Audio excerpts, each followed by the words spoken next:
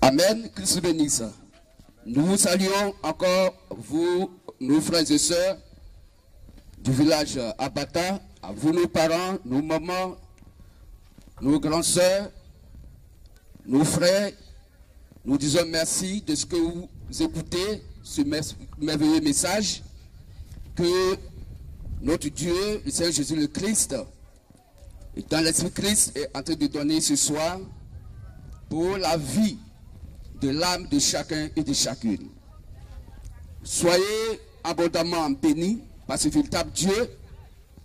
Soyez bénis et que pour ceux qui ont des difficultés, que le Seigneur Jésus le Christ ce soir, donc, ait son regard favorable sur eux, ceux qui sont malades et qui écoutent. Que le Seigneur Jésus le Christ vous accorde la guérison du corps Jésus. Nous sommes le ministère de la voix de minuit, Matthieu 25 et à 6. À ne pas confondre avec cri de minuit de Kakou Philippe. Nous sommes le ministère de la voix de minuit, Matthieu 25, 1 à 6. Et nous comprenons que à l'intervention donc de la Sainte Bible au travers du frère tout à l'heure, il est évident que vous avez entendu des choses certainement qui vous ont choqué. Mais si cela est écrit noir sur blanc dans la Bible, en tant que des fils et des filles du Seigneur Jésus le Christ que vous êtes, vous devez accepter cela parce que étant né de Dieu. C'est pourquoi nous allons lire Jean 8, 47, où la Bible dit que celui qui est né de Dieu écoute les paroles de Dieu. Ce n'est pas parce que vous voulez que vous écoutez. Ce n'est pas parce que vous aimez en tant qu'individu que vous écoutez. Mais c'est parce que Christ étant en vous et parce que vous êtes ses fils et ses filles qui met dans votre cœur d'accepter sa parole, de l'écouter et d'être fier de votre Père qui est le Seigneur Jésus le Christ. Jean 8, 47. Jean 8, 47. Celui qui est de Dieu écoute les paroles de Dieu. Vous n'écoutez pas parce que vous n'êtes pas de Dieu. Amen. Amen. Donc frères et sœurs, la Bible dit que celui qui est né de Dieu, c'est cette personne qui écoute les paroles de Dieu. Celui qui n'écoute pas ce que Dieu dit, celui qui n'accepte pas ce que Dieu dit, celui qui n'écoute pas ce que dit la Bible, celui ou celle qui n'accepte pas ce que dit la Bible, c'est parce que cette personne n'est pas née de Dieu. C'est la Bible qui le dit. Et ce verset est écrit dans toutes les Bibles du monde entier. Et chacun peut vérifier donc ce soir. Frère, l'amour de Dieu consiste à pouvoir garder sa parole, qui est quoi? Ses commandements. Et si pour que nous puissions accepter la Bible, c'est Dieu en nous qui le produit. Aucune personne de lui-même, de sa propre volonté et de son propre amour envers Dieu ne peut accepter la parole de Christ. C'est le Père qui te destine à accepter la parole du Seigneur Jésus-Christ et qui noie sur blanc dans la Bible parce que tu es né de lui. Si tu n'es pas né de lui, tu ne peux jamais accepter les Saintes Écritures. C'est ce que dit la Sainte Bible. Et nous allons lire ça dans Jean 6, verset 44. Jean 6, 44. Jean 6, le verset 44. Nul ne peut venir à moi. Donc personne ne peut venir donc à Christ, au Seigneur Jésus le Christ, si le Père qui m'a envoyé ne l'attire. Si le Père qui a envoyé son Fils, Jésus le Christ sur la terre, si ce Père ne t'a attiré à Christ, tu ne peux venir au Seigneur. Et je le ressusciterai au dernier jour. Donc frères et sœurs, vous voyez que c'est clair. Ce n'est pas celui qui veut donc aller au paradis qui y va. Personne n'y ira de ses propres efforts, mais va au paradis celui que Dieu veut amener au paradis. Va au paradis celui qui est destiné à aller au paradis selon la volonté parfaite de Dieu lui-même. Va au paradis celui qui est né du paradis. Va au paradis, celui qui est quitté au paradis. C'est pourquoi la Bible nous dit dans Jean 3, 27, que l'homme ne peut manifester sur la terre que ce qu'il a reçu du ciel. Donc ce n'est pas de vos propres efforts que vous puissiez accepter Dieu. Mais vous l'acceptez parce que Dieu va vous pousser à l'accepter, parce que vous l'aviez accepté avant la fondation du monde physique. Car ce n'est pas dans un lieu de prière que quelqu'un doit partir pour être sauvé, mais être sauvé, celui qui l'était avant la fondation du monde physique. Que je bénisse. Amen. Et c'est pourquoi nous allons lire Apocalypse 13, 17. Apocalypse 13, 17. Apocalypse 13, 17. Et Ephésiens 1, 4 que nous allons lire aussi. Et elle fit que tous, petits et grands, riches et pauvres, libres et esclaves, reçussent une marque sur leurs mains droite et sur leur front, et que personne ne peut acheter ni vendre sans avoir la marque, le nom de la bête ou le nombre de son nom. Amen. Amen. Éphésiens 1, verset 4. En lui, Dieu Donc en Jésus-Christ, nous a élus avant la fondation du monde. Dieu nous a élus avant la fondation du monde. Pour que nous... Avant que la terre ne soit créée, nous étions des élus. Dieu nous connaissait. Dieu sait qui est son fils, qui est sa fille. Donc l'élection de Dieu, ce n'est pas quand vous partez dans le lieu de prière abusivement appelé les églises que vous êtes sauvés. Non. Être sauvé, celui qui l'était avant que la terre ne soit créée. Être sauvé, celui qui l'était avant qu'il ne soit formé dans le ventre de sa mère. Être sauvé, celui qui est né de Dieu. C'est celui-là qui va au paradis.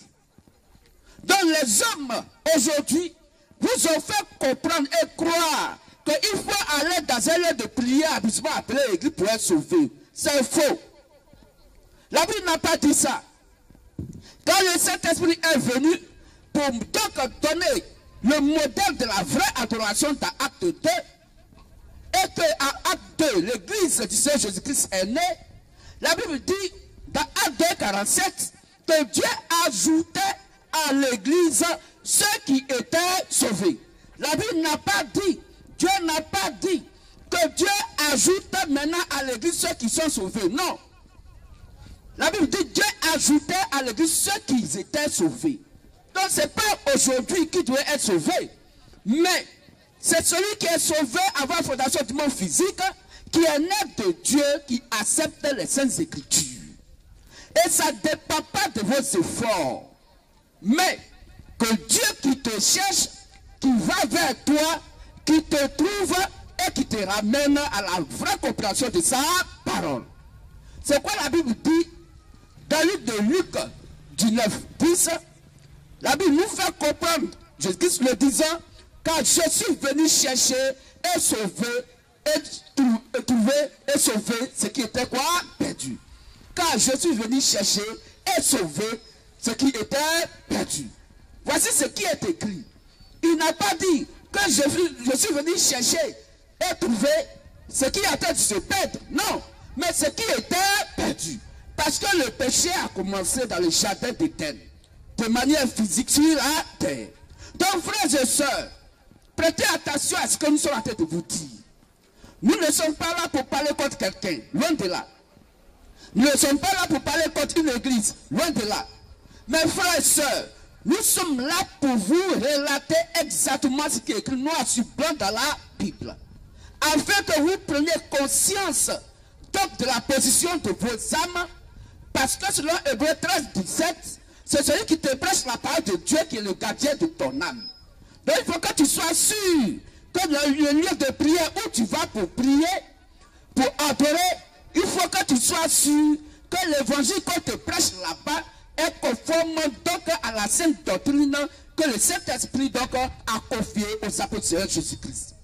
Parce que l'adoration donc qui doit se faire va être conforme à leurs adorations. C'est ce que dit les Saintes Écritures. On va prendre Philippiens 3, verset 17 pour lire. Et l'autre va prendre aussi 1 Corinthiens 15. Philippiens 3, verset 17. Soyez tous mes imitateurs, frères, et portez les regards sur ceux qui marchent selon le modèle que vous avez en nous. Donc il dit, reprends frère, soyez tous mes imitateurs. Soyez tous mes imitateurs. Donc vous devez être imitateurs des apôtres de Jésus-Christ. Frères, et portez les regards sur ceux qui marchent selon le modèle que vous avez en nous. Donc, portez le regard sur ceux qui marchent sur le modèle que nous, les apôtres, nous avons présenté dans la vraie adoration par le Saint-Esprit. Voici ce que Paul a te dit. Que si toi tu adores Dieu, il faut que ton adoration soit le modèle des apôtres du Seigneur Jésus-Christ. Le frère Solwani. Amen. Et le frère va prendre Ephésiens 2, 19 à 20. 1 Corinthiens 11. 1. 2. 11 verset 1 Corinthiens 15, verset 2. 1 Corinthiens 15, le verset 2. Ok. Et par lequel vous êtes sauvés, si vous le retenez tel que je vous l'ai annoncé. Donc les apôtres disent, voici le frère Paul qui dit que exactement la même manière que lui il a reçu l'évangile de par le Saint-Esprit, vous aussi, chacun d'entre nous doit retenir exactement la même adoration, le même modèle d'adoration. Tu peux continuer, frère. Autrement, vous auriez cru en vain. Donc la personne qui passe adorer Dieu en dehors de l'adoration des disciples de Jésus-Christ, il adore en vain, il a cru en Dieu en vain. Ça veut dire quoi? En dehors de leur adoration, en dehors de l'adoration des disciples de Jésus-Christ, donc des apôtres, toute adoration conduit à l'enfer. Et cette adoration est une vaine adoration. Voici, frère. C'est pourquoi ils disent que le modèle que vous avez vu donc en nous, donc en eux, les apôtres de Jésus-Christ, c'est ce modèle que chacun d'entre nous doit suivre dans l'adoration. Donc regardez dans vos lieux de prière. Est-ce que la manière dont les apôtres de Jésus-Christ sont adorés, c'est comme ça vos hommes de Dieu vous font faire l'adoration? C'est ça la question. Ce n'est pas une question de leadership d'église ou d'homme de Dieu, non. Mais c'est la vie de vos âmes qui est en jeu. Voici la question pour laquelle nous sommes là pour partager cette bonne nouvelle avec vous. Dieu n'est pas venu sur la terre pour sauver des églises. Mais il est venu sur la terre pour sauver son épouse. C'est ça. Et quand les hommes de Dieu vous présentent les Saintes Écritures, au lieu d'avoir les regards dans la Sainte Bible, et regardez, mais par quel modèle, par quoi nous devons savoir que l'adoration que nous avons est donc correcte et nous amène au paradis? La Bible est claire. Les apôtres disent que c'est par le modèle de leurs adorations que vous devez savoir que vous êtes sauvés. Donc si dans un lieu de prière, une adoration s'oppose à leur manière d'adorer, mon frère, ma soeur, il faut quitter là-bas.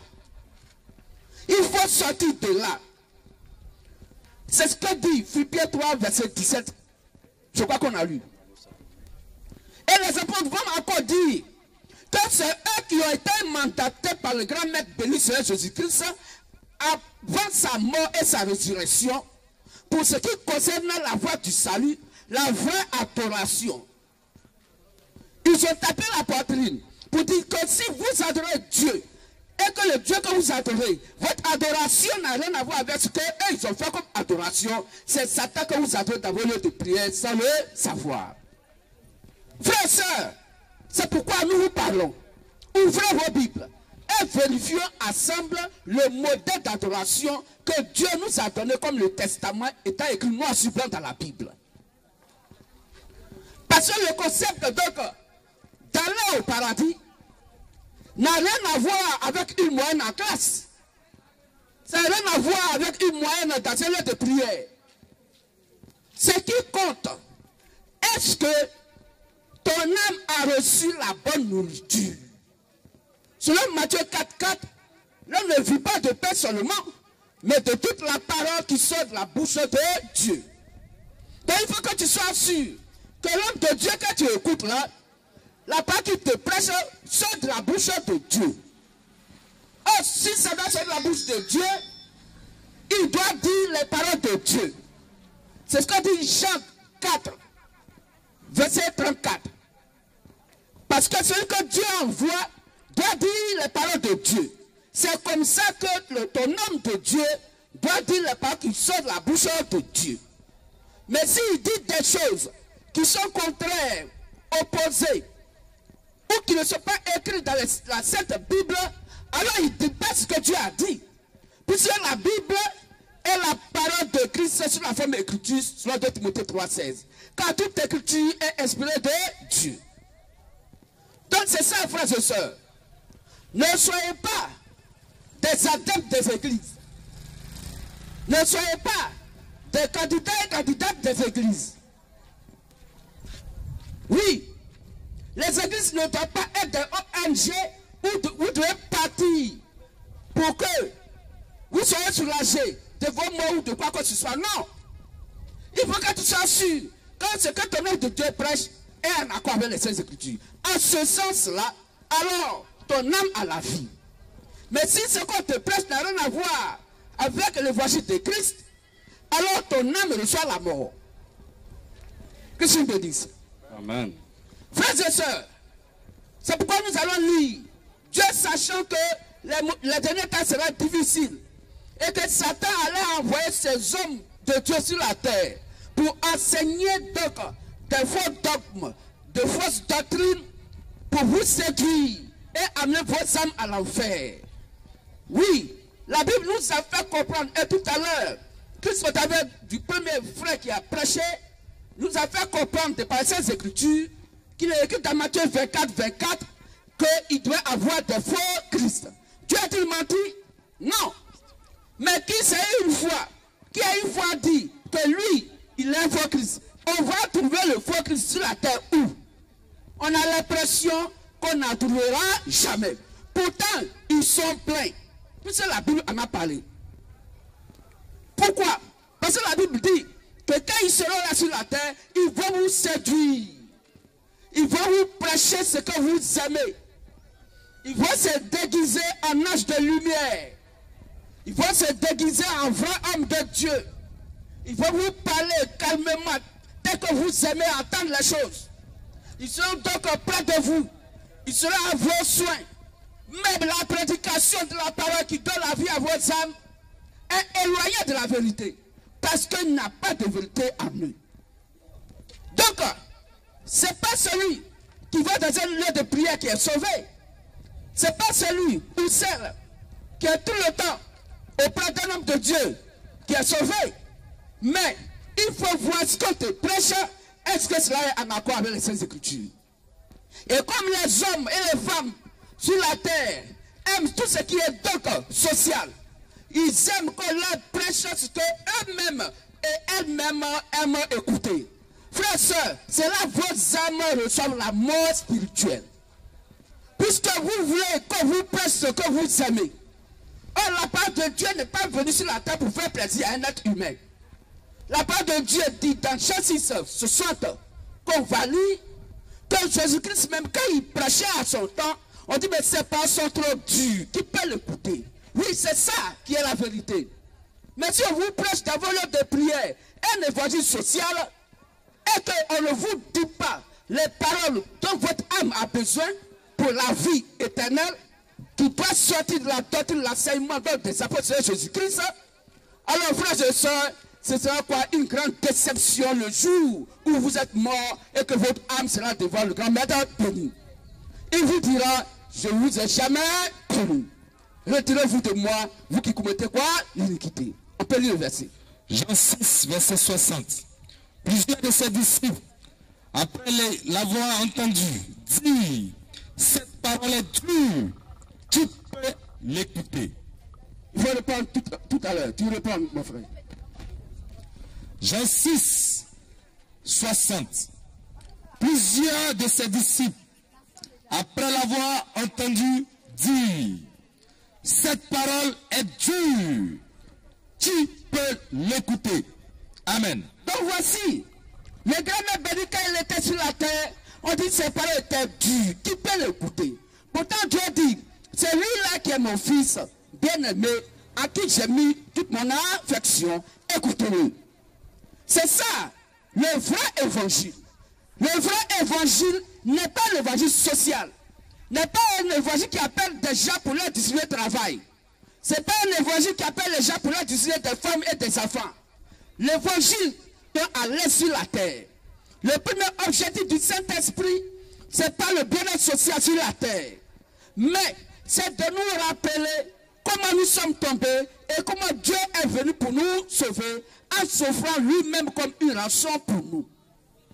C'est ça, pour nous montrer la voie du salut, pour nous montrer comment on doit adorer aujourd'hui, afin que Dieu soit fier et content de nous, et qu'il puisse dire que voici mes fils, voici mes filles.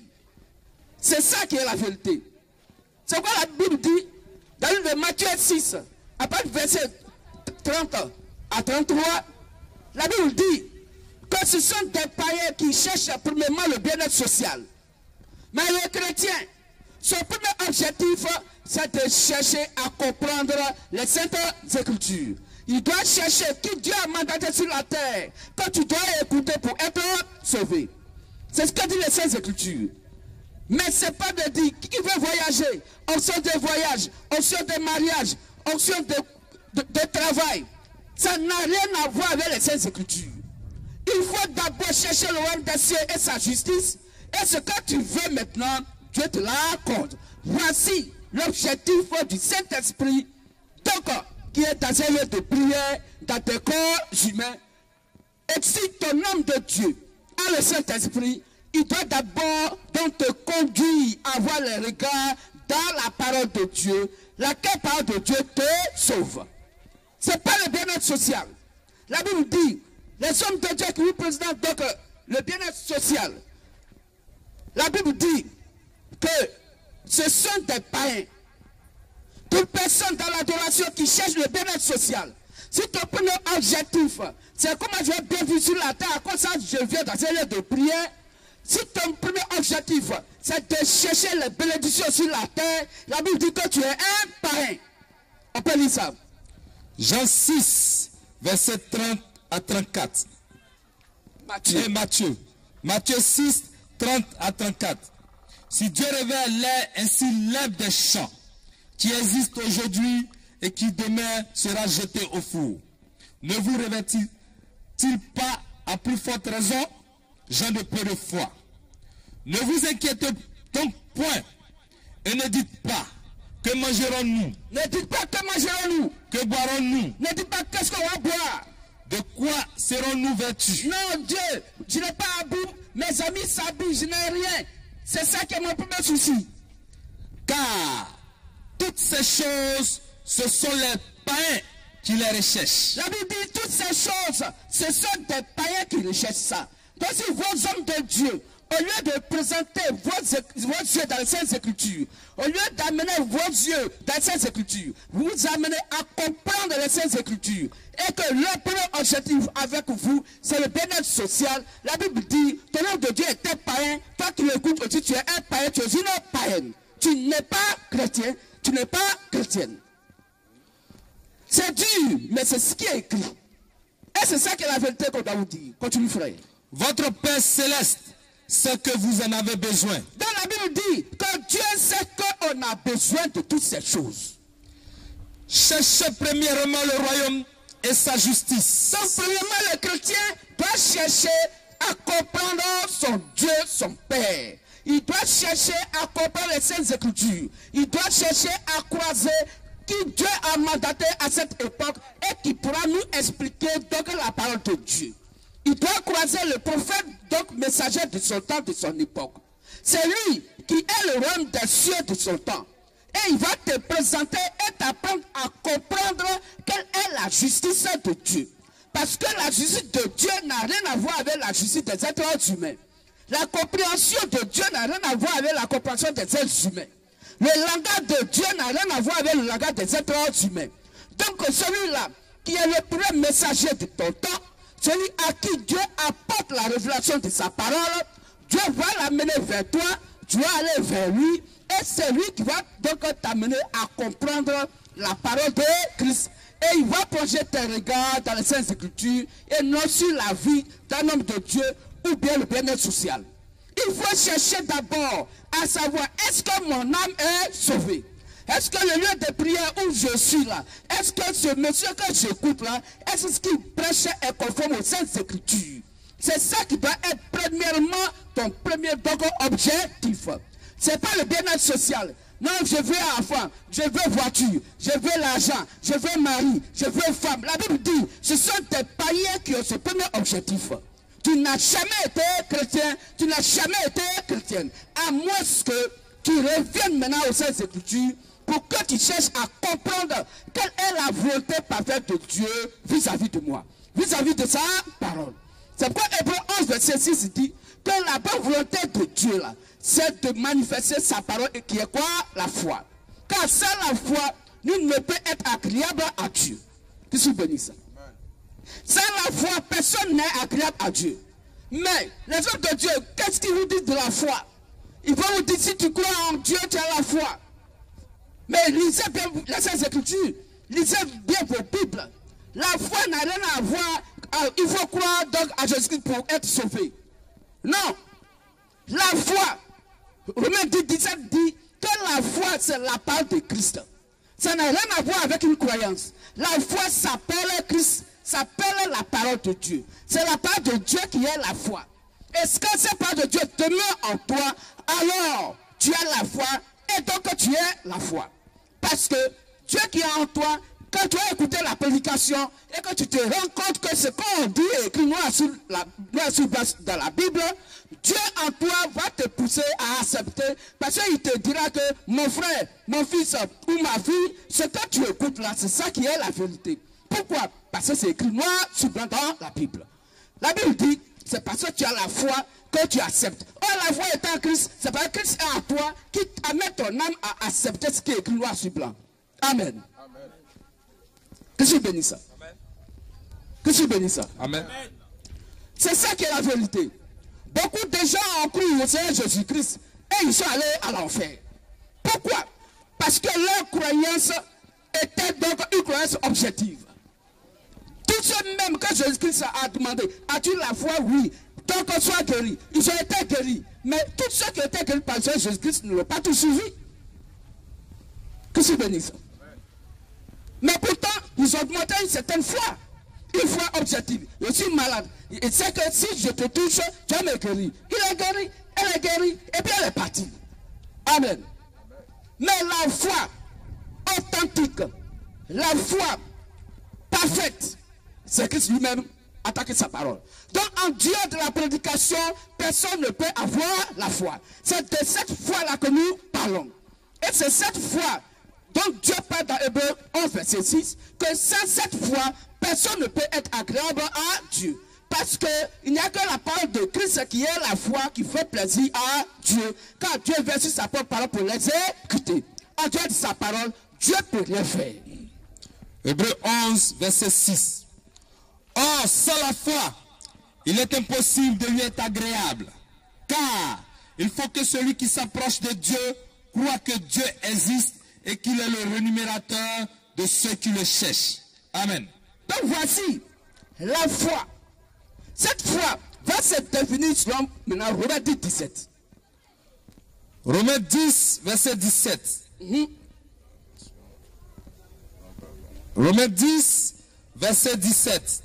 Ainsi, la foi vient de ce qu'on entend. Et ce qu'on entend vient de la parole de Christ. Amen. Donc la foi vient de la prédication. Parce qu'il faut entendre quelqu'un comme de la même manière que vous nous écoutez pour avoir la foi. Personne ne peut s'asseoir pour dire je lis la Bible. Comme je suis intellectuel, la Bible est écrite en français, tu vas t'asseoir, tu vas lire la Bible pour la comprendre et avoir la foi. Tu n'auras jamais la foi. La foi vient de la prédication. La foi vient de ce qu'on entend. Et ce que tu dois attendre doit être la parole de Christ. Voici la foi authentique. C'est la parole de Christ. Parce que la foi, c'est Christ lui-même qui est sa propre parole. Que Dieu bénisse. Amen. Donc, frères et sœurs, nous attirons votre attention là-dessus. Les temps sont finis, les temps sont terminés. Et dans peu de temps, l'enlèvement va avoir lieu. Frère, quelle est la position de ton âme? Es-tu sûr que tu as la vie éternelle qui est la part de Christ? Mais pourtant, Dieu nous met en garde contre les faux prophètes. Sur le 1 Jean 4 et à 4, il dit, n'ayez pas foi à tout esprit, n'ayez pas foi à tout homme de Dieu, mais éprouvez-les par les saintes écritures, pour savoir si ce qu'eux vous prêchent est encore exact. Car plusieurs faux prophètes sont venus dans le monde. Donc n'ayez pas foi à tout homme de Dieu. Éprouvez-les. Donc éprouvez-nous de par les saintes écritures.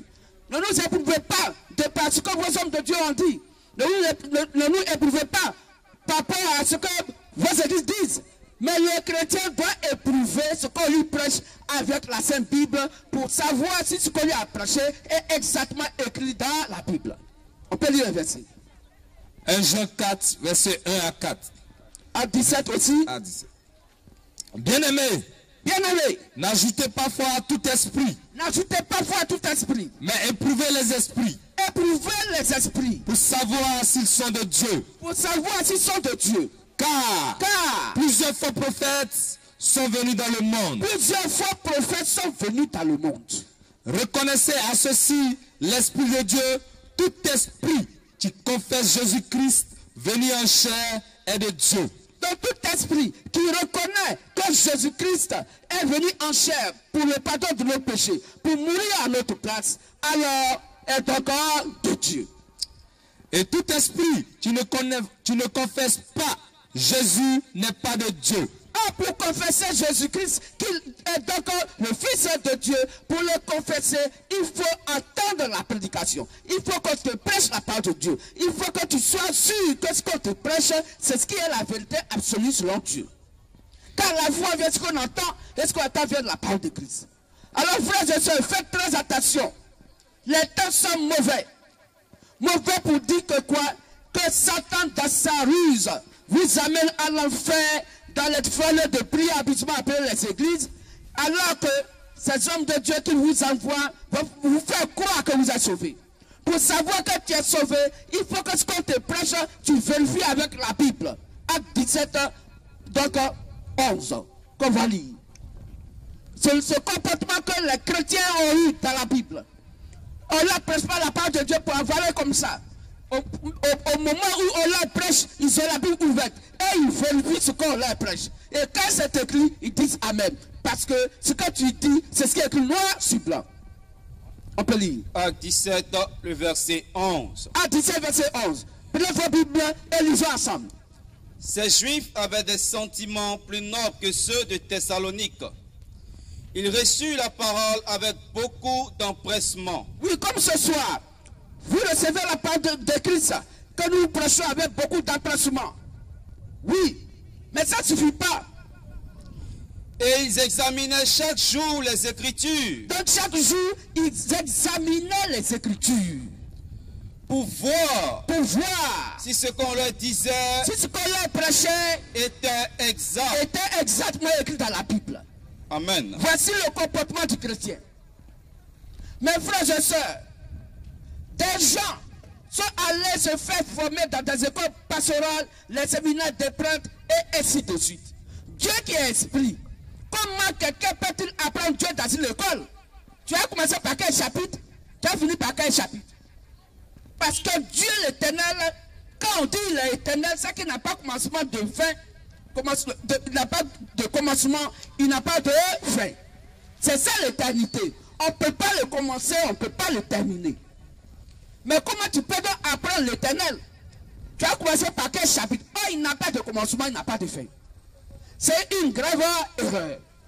Mais comme vous aimez écouter des fables, vous aimez écouter des bonnes choses, des histoires, comme nos parents, à cœur de la lune, qui nous faisaient asseoir, on nous racontait des histoires, pour que on puisse donc être ensemble avec ces vieillards, pour nous donner des faits et des comptes. Cette habitude, Satan a encore envoyé dans les lieux de prière. Et c'est pourquoi nous allons lire 2 2 Timothée 4, 3 à 4. 2 Timothée 4, 3 à 4. Oui. Car il viendra un temps. Car il viendra un temps, et ce temps est déjà arrivé, où les hommes ne supporteront pas la saine doctrine. des hommes ne vont pas supporter la Sainte Bible. Ils ne vont pas supporter la doctrine des apôtres. Ils ne vont pas supporter la doctrine de Christ, qu'on va vous étaler tout à l'heure. Et je suis sûr que ceux qui ne sont pas nés de Dieu, ça va leur faire mal. Et ils ne vont pas accepter. Mais vous qui êtes nés de Dieu, pas que ça vous fasse mal, mais après vous allez vous ressaisir, parce que c'est ce qui est écrit noir sur blanc et qui est la parole de votre Père, Seigneur Jésus-Christ. Mais ayant la démangeaison d'entendre des choses agréables, Ils ont la démangeaison. Ils ont l'envie d'entendre des choses agréables. ils se donneront une foule de docteurs Ils vont amener des hommes, donc des docteurs dans des écoles théologiques pour être formés. Ils vont aller vers des docteurs, des hommes de Dieu. Ceux mecs qui se proclament hommes de Dieu. Pourtant Dieu ne les a pas envoyés. selon leur propre désir. Et selon leur propre désir. Pas selon les désirs de Christ. Non selon les désirs de la Sainte Bible. Non les désirs donc de Dieu l'Éternel le Père. Non selon les désirs de Jésus le Christ, mais selon eux-mêmes leur propre désir. Alors qu'est-ce qu'ils vont vous prêcher? Ils vont vous prêcher eux-mêmes leur propre désir. Ils vont vous prêcher leur volonté. Et ce qu'ils vont vous prêcher, c'est des choses qui vont vous faire plaisir. Comme si vous étiez donc dans un lieu de théâtre où des acteurs sont en train donc de faire donc des sketchs.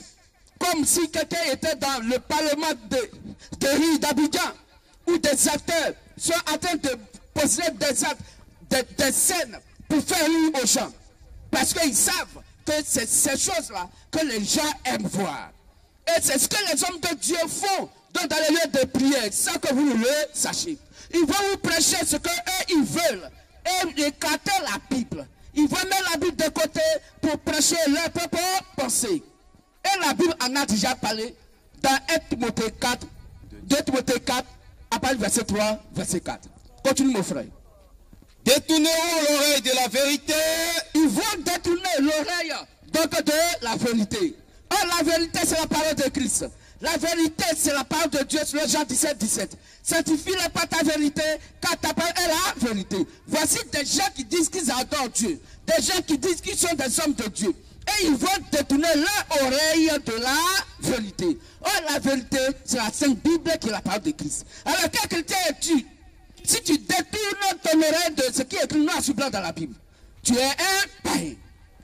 Tu n'es pas un chrétien. Et se tourneront vers les fables. Et ils vont se tourner vers des fables. Ils vont se tourner vers des contes, des faits. Ils vont se tourner vers la tradition des hommes. Ils vont laisser ce que la Bible a dit et ils vont prendre ce qu'eux ils veulent qui leur fait plaisir. Et vous pensez que vous adorez le véritable Dieu? Non. C'est Satan que vous adorez, ça le savoir. C'est ça qui est le problème. C'est ce que vous devez comprendre, frères et sœurs. Car tu n'as rien ajouté à part de Dieu et tu n'as rien à y retrancher. Proverbe verset 6. Quiconque ajoute à part de Dieu ou qui retranche à part de Dieu est trouvé menteur. Jean 8, 44 dit que le menteur s'appelle Satan, car Satan est menteur et le père du mensonge. Que vos paroles soient oui si la Bible dit oui, et que vos paroles soient non si la Bible dit non. Car ce qu'on ajoute à part de Dieu vient du malin qui s'appelle Satan. Donc frères et sœurs, voici comment les gens vous mettent beaucoup en erreur. Sortez de leurs erreurs et revenez à la vraie adoration, la Sainte Bible. Car au commencement n'était pas un homme de Dieu. Au commencement n'était pas une église. Au commencement était la parole de Dieu. C'est ce que dit Jean 1.1.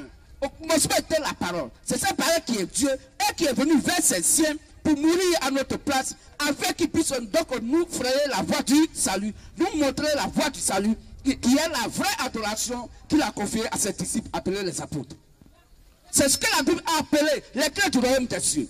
Donc venez et venons ensemble aux clés du royaume des cieux, qui est l'évangile, la bonne nouvelle que le Saint-Esprit a prêché au travers des disciples de Jésus-Christ. Donc frère, quittez les fables, mais venez à Christ, la parole. Donc ce que un être humain vous dira et qui n'a rien à voir avec ce qui est noir sur blanc dans la Bible dit que cette personne vous détourne de la vérité. Frères et sœurs, si dans vos lieux de prière, un homme de Dieu vous prêche la parole de Dieu, est-ce qu'il dit est contre ce que la Bible a dit, ou il n'est pas écrit dans la Bible, quittez-le. Parce que ce sont des fables, sa pensée humaine et philosophique qui va vous donner, qui conduit vos âmes en enfer. On va le lire dans Colossiens 2, 8 et dans Marc 7, 6 à 13. Colossiens 2, 8 et Marc 7, 6 à 13. Colossiens 2, le verset 8. Écoutez attentivement, frères et sœurs. Pour que personne ne puisse vous tromper encore, se disant homme de Dieu, envoyé de Dieu. Ils sont largement dans l'erreur. Prenez garde. Prenez garde. Que personne ne fasse de vous sa proie. Que personne ne fasse de vous sa proie. Par la philosophie et par une vaine tromperie. Par la philosophie et par une vaine tromperie. S'appuyant sur la tradition des hommes. Ils vont s'appuyer sur la tradition des hommes dans le lieu de prière. Quelque chose qui n'est pas reconnu par les Saintes Écritures. Sur les rudiments du monde. Ils vont prendre les choses du monde pour envoyer dans le lieu de prière, dans l'adoration. Le Saint-Esprit n'est pas avec vous. Et non sur Christ. Et il faut laisser Christ qui est la parole. Donc tu vois que dans vos lieux de prière, ce qui est posé comme adoration ou qui est fait comme adoration dans vos lieux de prière n'a rien à voir avec la Sainte Bible. Alors la Bible dit que vous êtes sur la pensée humaine, la philosophie humaine, la tradition des hommes. Vous avez inscrit donc le monde dans le lieu de prière. Le Saint-Esprit n'est pas avec vous, il n'est pas en vous, il n'est pas autour de vous, parce que la pensée humaine s'oppose à la pensée de Dieu. Sur Ésaïe 55, à partir du verset 8 à 9. Car la pensée de l'homme n'est pas la pensée de Dieu.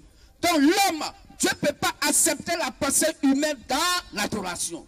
Parce que la pensée humaine fait la guerre donc à la pensée de Dieu.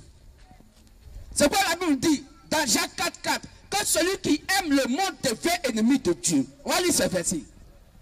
C'est ça qui est la vérité.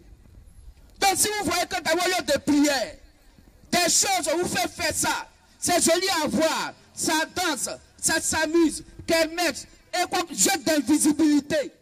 Comment est-ce que jeu d'invisibilité est dans un lieu de prière? Quand est-ce que les apôtres de Jésus-Christ ont fait jeu d'invisibilité? Où on doit payer les jeunes gens, les jeunes filles, et on dit bon, chacun n'a qu'à écrire son nom, on met dans un panier, et puis le jeune homme, il prend une feuille dedans, et puis c'est écrit Catherine. Et l'homme de Dieu va dire, bon désormais, Catherine, ton mari là, c'est M. Yao qui a pris ton nom là. C'est écrit où?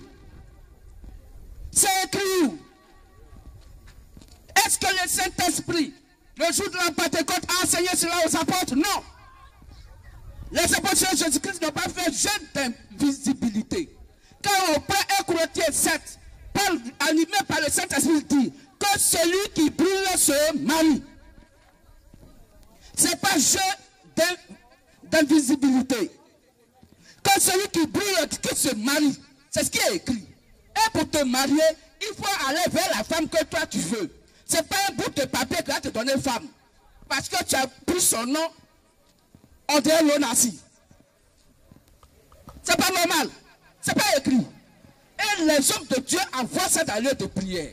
Voilà comment vos âmes sont condamnées sans que vous le sachiez. Condamnées, maudits sans le savoir. Sortez de ces milieux, donc de ces lieux de prière et venez à la Bible.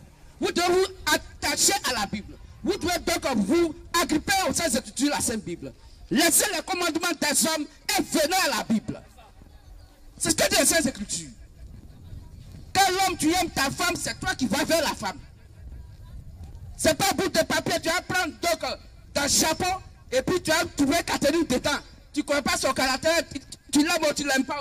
Et puis l'homme de Dieu dit, ça c'est jeu d'invisibilité. Et puis tu te maries. C'est tout. Aucun verset biblique le dit. Et toutes ces pratiques démoniaques, Satan a envoyé dans le monde. Et les faux hommes de Dieu vont copier le monde pour envoyer dans le lieu de prière. De telle sorte que la fête de Saint-Valentin, depuis que Valentin est saint même, une fête démoniaque. Aujourd'hui, les gens ont transcrit ça dans le lieu de prière. Saint-Valentin. Saint-Valentin. On dit fête de quoi? Des amoureux. Mais est-ce que le monde entier, tout le monde s'appelle Valentin? On dit c'est fête de Valentin, sa Valentine. Depuis que tu t'appelles Valentin. Et c'est toi, tu te dis chrétien et tu fais la fête de Saint-Valentin. Pourtant tu t'appelles Kwame. Donc attends que ta fête de Saint-Kwame arrive un jour, on dit fête de Saint-Valentin. C'est pour Valentin et Valentine. Aujourd'hui, Satan a amené ça dans l'heure de prière et tout le monde a pris ça comme si ça vient de Dieu. Parce que Satan a ajouté seulement le mot saint, alors tout le monde pense que ça vient de Dieu. Vous êtes largement dans l'erreur. Sortez de ce faux dogme et venez à la doctrine des apôtres. C'est cette vérité, frères et sœurs, que nous voulons vous dire. Car vous êtes largement dans l'erreur.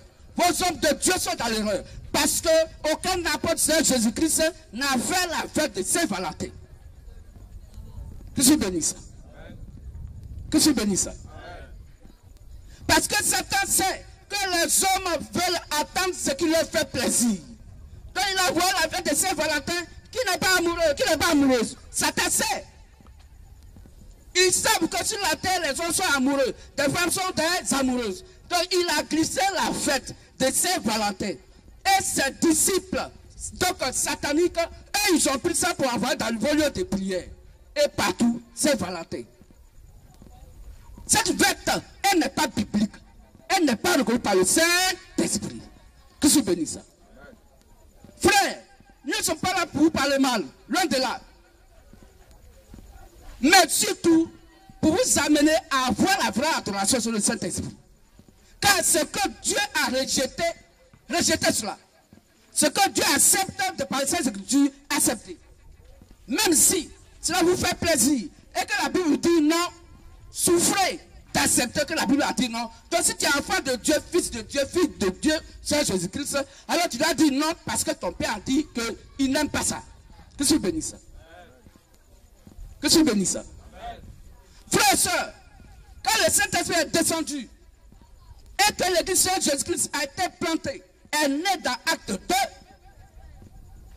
Tous ceux qui ont été baptisés, il n'y avait pas de bébé dedans.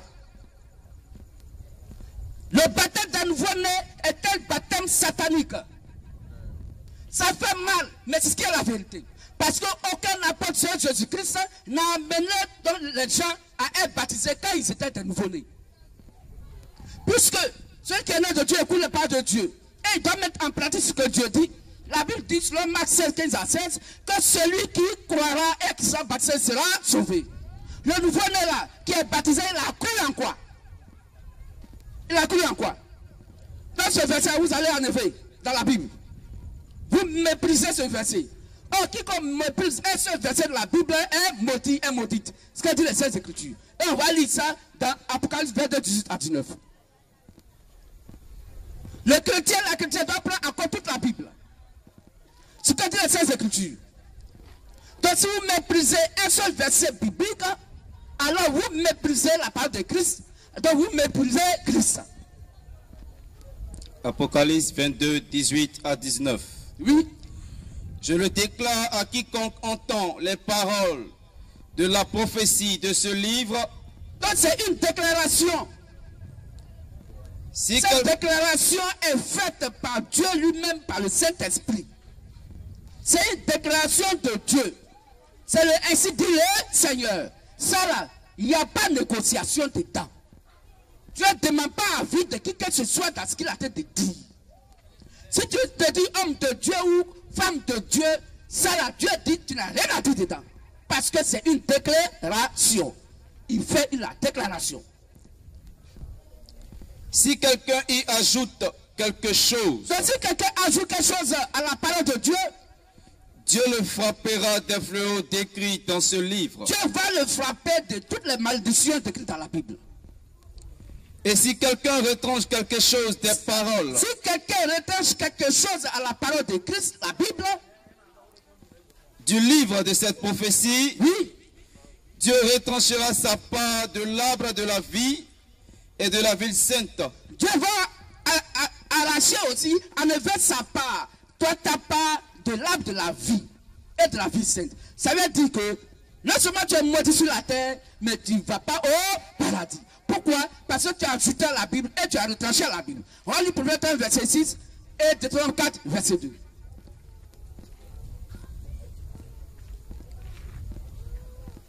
Frères et sœurs, voici ce que vous devez savoir. Et ces choses de base de la compréhension de ces Écritures, puisque vous n'avez pas cela, les hommes de Dieu vous mentent. Et vos âmes sont engagées à aller à l'enfer. Proverbe 30, verset 6. Oui. N'ajoute rien à ces paroles. Donc on doit rien ajouter à la Sainte Bible, à la parole de Christ. De peur qu'il ne te reprenne. De peur que Dieu te reprenne. Que Christ ne te reprenne. Et que tu ne sois trouvé menteur. Et que tu Amen. ne sois trouvé menteur. Aucun menteur de ces Écritures ne va au paradis. Pourquoi? Parce que le menteur s'appelle Satan. Jean 8, 44. Donc, frères et sœurs, les gens amènent vos âmes à mentir. Comment? Parce que la parole de Christ, quand ils pensent vous prêcher, n'est pas la parole de Christ, mais leur propre pensée humaine, la tradition des hommes et des faits et des contes. Et cela, quand vos âmes prennent ça comme la vérité, la Bible dit, vous êtes maudits sans le savoir et vous ne partez pas au paradis. Alors si Dieu a eu donc cette grâce de venir vers vous, comme il a fait dans Acte 2, 36 à 38, la Bible dit que quand Pierre leur a dit que c'est vous qui avez tué le Seigneur Jésus-Christ, ils ont eu le cœur vivement touché. Et il dit donc aux apôtres, hommes frères, que ferons-nous? Et les apôtres leur ont dit, repentez-vous. Ça veut dire que quoi? Sortez de vos fausses adorations, sortez de vos fausses églises et venez à la parole, à la doctrine des apôtres que le Saint-Esprit nous a confiée. Pour le pardon de vos péchés, ainsi vous recevrez le don du Saint-Esprit. Et ce même jour-là, il y a eu 3000 personnes qui ont été baptisées sans coup de baptême, sans coup de base, sans coup de catéchuménat. Frères et sœurs, si tu as cru au Seigneur Jésus-Christ et que tu as été baptisé en faisant coup de catéchuménat, Jésus-Christ ne te connaît pas. Le Saint-Esprit ne te connaît pas. Parce que le baptême que tu as fait est sur la base de la pensée humaine et que le Saint-Esprit n'a pas enseigné dans Actes des Apôtres. Tous ceux qui ont été baptisés ce même jour furent 3000 personnes le même jour-là. Or, le jour-là, ce n'est pas 5 ans, ce n'est pas 6 mois, ce n'est pas 3 mois de cours de base ou de baptême, ou 5 ans de cours de catéchuménat. Ils ont été baptisés selon le modèle du Saint-Esprit. Et ce même jour-là, 3000 personnes ont été baptisées. Ils sont allés faire cours de catéchuménat où? Ils sont allés faire cours de base où? Ils sont allés faire cours de baptême où? Donc, les cours de baptême que vous faites pour vous faire baptiser, les cours de catéchuménat que vous faites pour vous faire baptiser, les cours de base que vous faites pour vous faire baptiser, sont donc de faux cours qui n'ont rien à voir avec le Saint-Esprit. Vous êtes baptisés sur le modèle de Satan et non sur le modèle de Christ. Frères et sœurs, c'est cette vérité que nous sommes venus vous dire. Pour qu'on puisse avoir désormais vos regards dans la Bible. Parce que le modèle d'adoration a été donné dans Acte 2 par le Saint-Esprit. La première église est née dans Acte 2. Et l'église dont Jésus-Christ apparaît dans Matthieu 7, 18, pour dire tu es Pierre, sur cette pierre je bâtirai mon église. L'église est née dans Acte 2 par le Saint-Esprit qui a apporté le vrai modèle d'adoration.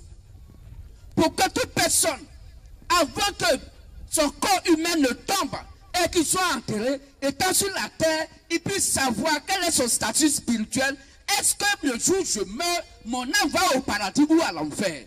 C'est sur la terre que tu dois le savoir. C'est pas quand tu es mort qu'on va aller nettoyer sur ton tombeau. Et ils appellent ça fête de quoi? Toussaint. Fête de Toussaint. C'est que fête de Toussaint, on s'en va nettoyer sur le tombeau. On va au cimetière pour nettoyer les tombeaux. Mais dans le cimetière, il y a des esprits de morts qui sont là-bas. Mais venant à la vie qui est la parole de Christ, vos yeux ne voient-ils pas? Vos oreilles n'entendent-ils pas?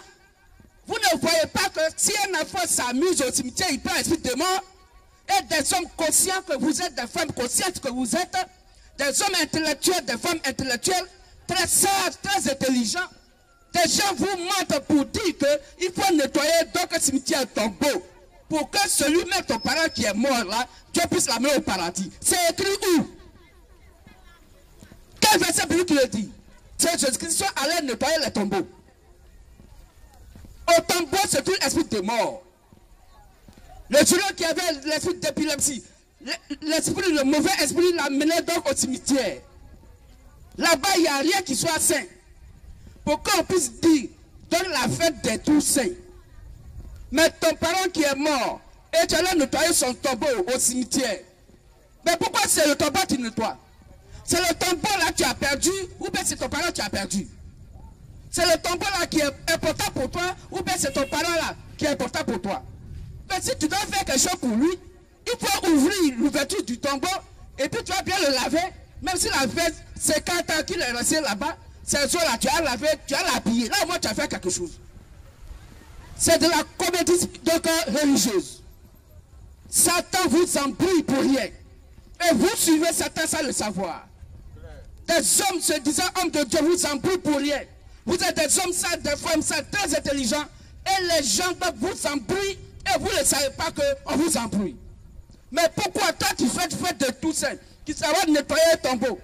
Mais après la fête, quand ton enfant joue au ballon et puis il va au cimetière, mais pourquoi tu cherches là-bas? Quitte là-bas, tu cherches quoi là-bas? Ah, donc tu sais qu'il n'y a rien de bon qui est au cimetière. Mais quand même, Satan t'a donné une fête où toi-même là tu t'as nettoyer ton pot de quelqu'un au cimetière pour aller chercher des esprits de mort. Et quand vous quittez là-bas, mon travail est gâté. Quand vous quittez là-bas, mon mari m'a chassé. Quand vous quittez là-bas, je suis malade. Même maladie là, l'hôpital dit il ne voit pas. Mais c'est ce qui est normal, puisque tu allais chercher un esprit de mort. Tu allais chercher un esprit de maladie au cimetière. Et on te fait croire que c'est une fête de tous saints. Que tu bénisses. Dans le nouveau-né, il ne se baptise pas. Parce qu'il ne peut pas prendre un engagement de bonne conscience envers Dieu. La Bible dit que celui qui doit se baptiser, il faut qu'il croie d'abord à la parole. Ce que dit Marc 5, 15 à 16. Et selon 1 Pierre 3, 20, 21, le baptême est un engagement de bonne conscience envers Dieu. Le nouveau-né que vous baptisez là-haut, il a quelle bonne conscience envers Dieu? Quel engagement un nouveau-né peut-il prendre envers Dieu pour qu'il se baptise? C'est un faux baptême. C'est un baptême instruit par la pensée humaine. C'est un baptême institué par la pensée humaine qui est sataniste, le Matthieu 16, 23. Dieu n'est pas dedans. Le Saint-Esprit n'est pas dedans. Les gens vous ont menti. Et ils continuent toujours de vous mentir. Frères et sœurs, c'est ça la vérité que nous sommes venus vous dire. Tout ce que la Bible condamne, selon Matthieu 7, 18 à 19. Ce que la Bible accepte dans l'adoration, acceptez. Même si ça ne vous fait pas plaisir, acceptez parce que c'est votre Père, le Christ qui en parle. Un enfant doit écouter son Père. Donc si vous êtes né de Dieu, mais acceptez ce que dit la Bible. Et si quelqu'un donc pense être envoyé par Dieu, il doit dire ce que dit la Bible. Mais vous direz que non, le salut est personnel. La Bible n'a jamais dit que le salut est personnel. La Bible dit le salut est commun. Puisque le salut, ce n'est pas un esprit dans l'air, ce n'est pas une sensation, ce n'est pas une conviction personnelle. Le salut s'appelle la parole de Dieu, qui est le Seigneur Jésus-Christ. Selon Luc 2, à partir du verset 32 jusqu'au verset 36. On peut lire ça. Le salut s'appelle Seigneur Jésus-Christ. Donc le salut, c'est la parole de Christ. Le salut, c'est Christ lui-même. Le salut, c'est la foi qui est Christ. On peut lire Luc chapitre 2, 28 à 35. Il le reçut dans ses bras, bénit Dieu et dit. Donc voici le prophète Siméon qui reçut l'enfant Jésus dans ses bras. Il bénit Dieu et il dit. Seigneur, tu laisses ton serviteur s'en aller en paix. Moi Siméon, je suis vieux, aveugle. Je peux maintenant mourir en paix selon que tu l'as dit. Selon ta parole. Selon ta parole. Car mes yeux ont vu ton salut. Car mes yeux ont vu ton salut. Salut que tu as préparé devant tous les peuples. Salut que tu as préparé devant tous les peuples. Lumière pour éclairer les nations. La lumière pour éclairer les nations. Et gloire d'Israël, ton peuple. Et gloire d'Israël, ton peuple. Simeon n'était pas en train de prier. Il n'avait pas les genoux à terre. il tenait l'enfant Jésus dans ses mains parce que l'enfant Jésus devait être circoncis selon la loi de Moïse. Donc on lui a envoyé l'enfant. Et Simeon dit, Seigneur, je peux même mourir en paix car mes yeux ont vu ton salut. Donc le salut, c'est un être humain. Celui que tu dois croire, celui à qui tu dois croire à ton temps, à ton époque, pour que tu sois sauvé. En ce temps où Simeon était là, c'est Jésus le Christ qui était le salut. Puisque le salut qui était Simeon devait partir, puisqu'il était vieux, et il disait au revoir donc à l'enfant Jésus et tous ceux qui étaient là pour dire désormais, voici le salut que vous devez suivre qui est le Seigneur Jésus-Christ. Car moi je m'en vais. Donc le salut n'est pas donc une conviction ou une sensation. Le salut, c'est le Seigneur Jésus-Christ dans la parole. C'est toutes ces paroles-là que nous devons avoir en commun. Et que tous les enfants de Dieu ont en commun. Personne ne peut avoir un salut personnel. Le salut est commun et non personnel. C'est pourquoi quand nous prenons donc un verset 10, la Bible nous parle du salut commun. Que tous les fils et les filles donc, de Dieu sur la terre doivent avoir donc en commun donc, le même esprit, le même langage, les mêmes sentiments. Quand on dit même là, c'est ce qui est commun. Quand on prend juste dans 1 verset 3, la Bible est claire pour dire que le salut n'est pas personnel, mais le salut est commun. On peut lire ce verset. Lisons rapidement. Jude 1, verset 3. Bien-aimés, comme je désirais vivement vous écrire au sujet de notre salut commun, je me suis senti obligé de le faire afin de vous exhorter à combattre pour la foi qui a été transmise aux saints une fois pour toutes. Donc, frères et sœurs, voici ce que c'est clair. Le verset, Jude 1, verset 3, lisez donc ça chez vous à la maison. La Bible déclare que nous avons le salut commun, qui est quoi? Qui est Christ, selon Luc 2. Le salut n'est jamais personnel. C'est pourquoi personne n'ira personnellement au paradis de par lui-même et de par ses propres efforts. La Bible dit, à un signal donné au son donc, de la trompette de l'archange, tous ceux qui sont morts en Christ vont ressusciter premièrement. Donc, et tous vont ressusciter premièrement, et nous les vivons ensuite, ensemble avec eux, nous allons partir. Voilà comment le salut est quoi? Commun. Personne n'ira de manière individuelle au paradis. Pourquoi on puisse dire que tout chemin mène à Rome? Mais est-ce que Rome c'est paradis? C'est ça la question. Donc le salut est commun et non personnel. Personne ne peut lire la Bible, s'asseoir à la maison pour être sauvé. C'est impossible. Dieu sauve toujours des êtres humains de par un être humain appelé le prophète messager. C'est ce qu'on dit Amos 3, 7 à 8. Car Dieu peut rien faire sur la terre sans avoir révélé ses secrets à ses serviteurs, les prophètes.